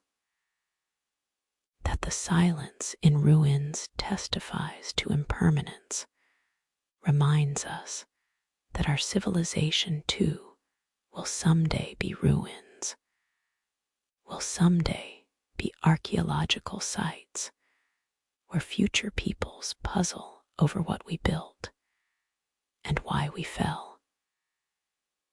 We have learned that peoples survive even when civilizations collapse, that cultures transform but continue, that human resilience exceeds civilization's fragility, that knowledge can be preserved even when societies cannot, that the Maya survived their classic period collapse, that Egyptian culture continued after pharaohs fell, that Buddhism survived in Asia after declining in India. The survival testifies to hope that even if our civilization fails, humanity might persist, might rebuild, might learn from ruins what the builders could not learn from living example. We have learned that we are connected across time, that writing binds us to ancestors we never knew, that ruins speak even when silent, that trade routes created networks linking distant peoples long before modern globalization, that ideas travel, transform, enrich both givers and receivers, that isolation is illusion, that human societies have always influenced each other, that we inherit knowledge accumulated over millennia by countless contributors whose names we do not remember, but whose legacy we possess. As sleep approaches, as consciousness dims toward dreams, we carry these lessons with us. Carry the weight of what was achieved and what was lost. Carry the inspiration of human capability alongside humility about human fallibility. Carry awareness that we are part of longer story, that we inherited civilization from those who came before, that we will pass it transformed, perhaps diminished, hopefully enriched to those who follow. Carry responsibility to preserve knowledge, to protect heritage, to learn from past mistakes while honoring past achievements. The dawn scrolls close, but dawn itself continues breaking, always breaking, never fully arrived. The work of civilization, of building justly, of preserving knowledge, of creating beauty, of achieving wisdom, of establishing peace remains unfinished, remains our inheritance and our obligation, remains forever incomplete, forever requiring our attention, forever calling us to continue what ancient peoples began when they first gathered in cities, when they first wrote on clay, when they first looked at stars and wondered what they meant. Sleep well. Dream of ancient cities whole, of libraries unburned, of wisdom preserved, of civilizations that learned from predecessors' mistakes, of humanity achieving the potential that the first cities promised but could not deliver. Dream of dawn that is not always breaking, but has finally arrived, of justice established, of knowledge shared, of peace sustained, of wisdom honored, of humanity living up to its name. The dawn scrolls, the ancient chronicles, the stories of civilizations that rose and fell and left us their legacy, forever shaping who we are, forever reminding us where we came from, forever asking what we will leave to those who follow. Rest now. The journey through time is complete for tonight. The ancient voices have spoken. The ruins have testified. The lesson has been offered, not answers, but questions, not certainty, but complexity, not triumphant narrative, but nuanced truth. The first civilizations, forever beginning, forever ending, forever teaching, forever the foundation upon which everything we are has been built. Sleep now, and wake remembering that you too are part of this long story, that civilization continues through you, that the choices you make, the knowledge you preserve, the justice you pursue, all these continue the work that began in Mesopotamia 5,000 years ago, that continues still, that will continue long after we are gone. The dawn scrolls close, the night deepens, and somewhere between waking and sleeping, between remembering and forgetting, the ancient civilizations whisper, still reminding us of what was achieved, warning us of what was lost, teaching us that we are custodians of something precious and fragile, that civilization is always unfinished work, that each generation must choose whether to continue it or to let it fall. Good night. Sleep deeply. Dream of ancient wisdom finding modern application, of dawn that breaks at last, of civilization fulfilled. The scrolls close, the voices fade, the night receives us, and in the darkness, the memory of first cities glows softly light that has traveled through millennia to reach us, light that will continue beyond us, light that connects all who have wondered what it means to be human, to build cities, to create civilizations, to reach for something greater than survival alone. The dawn, the civilizations, the eternal beginning, forever calling, forever teaching, forever reminding us that we are part of something larger, something older, something that will outlast us, even as it depends on us to carry it forward.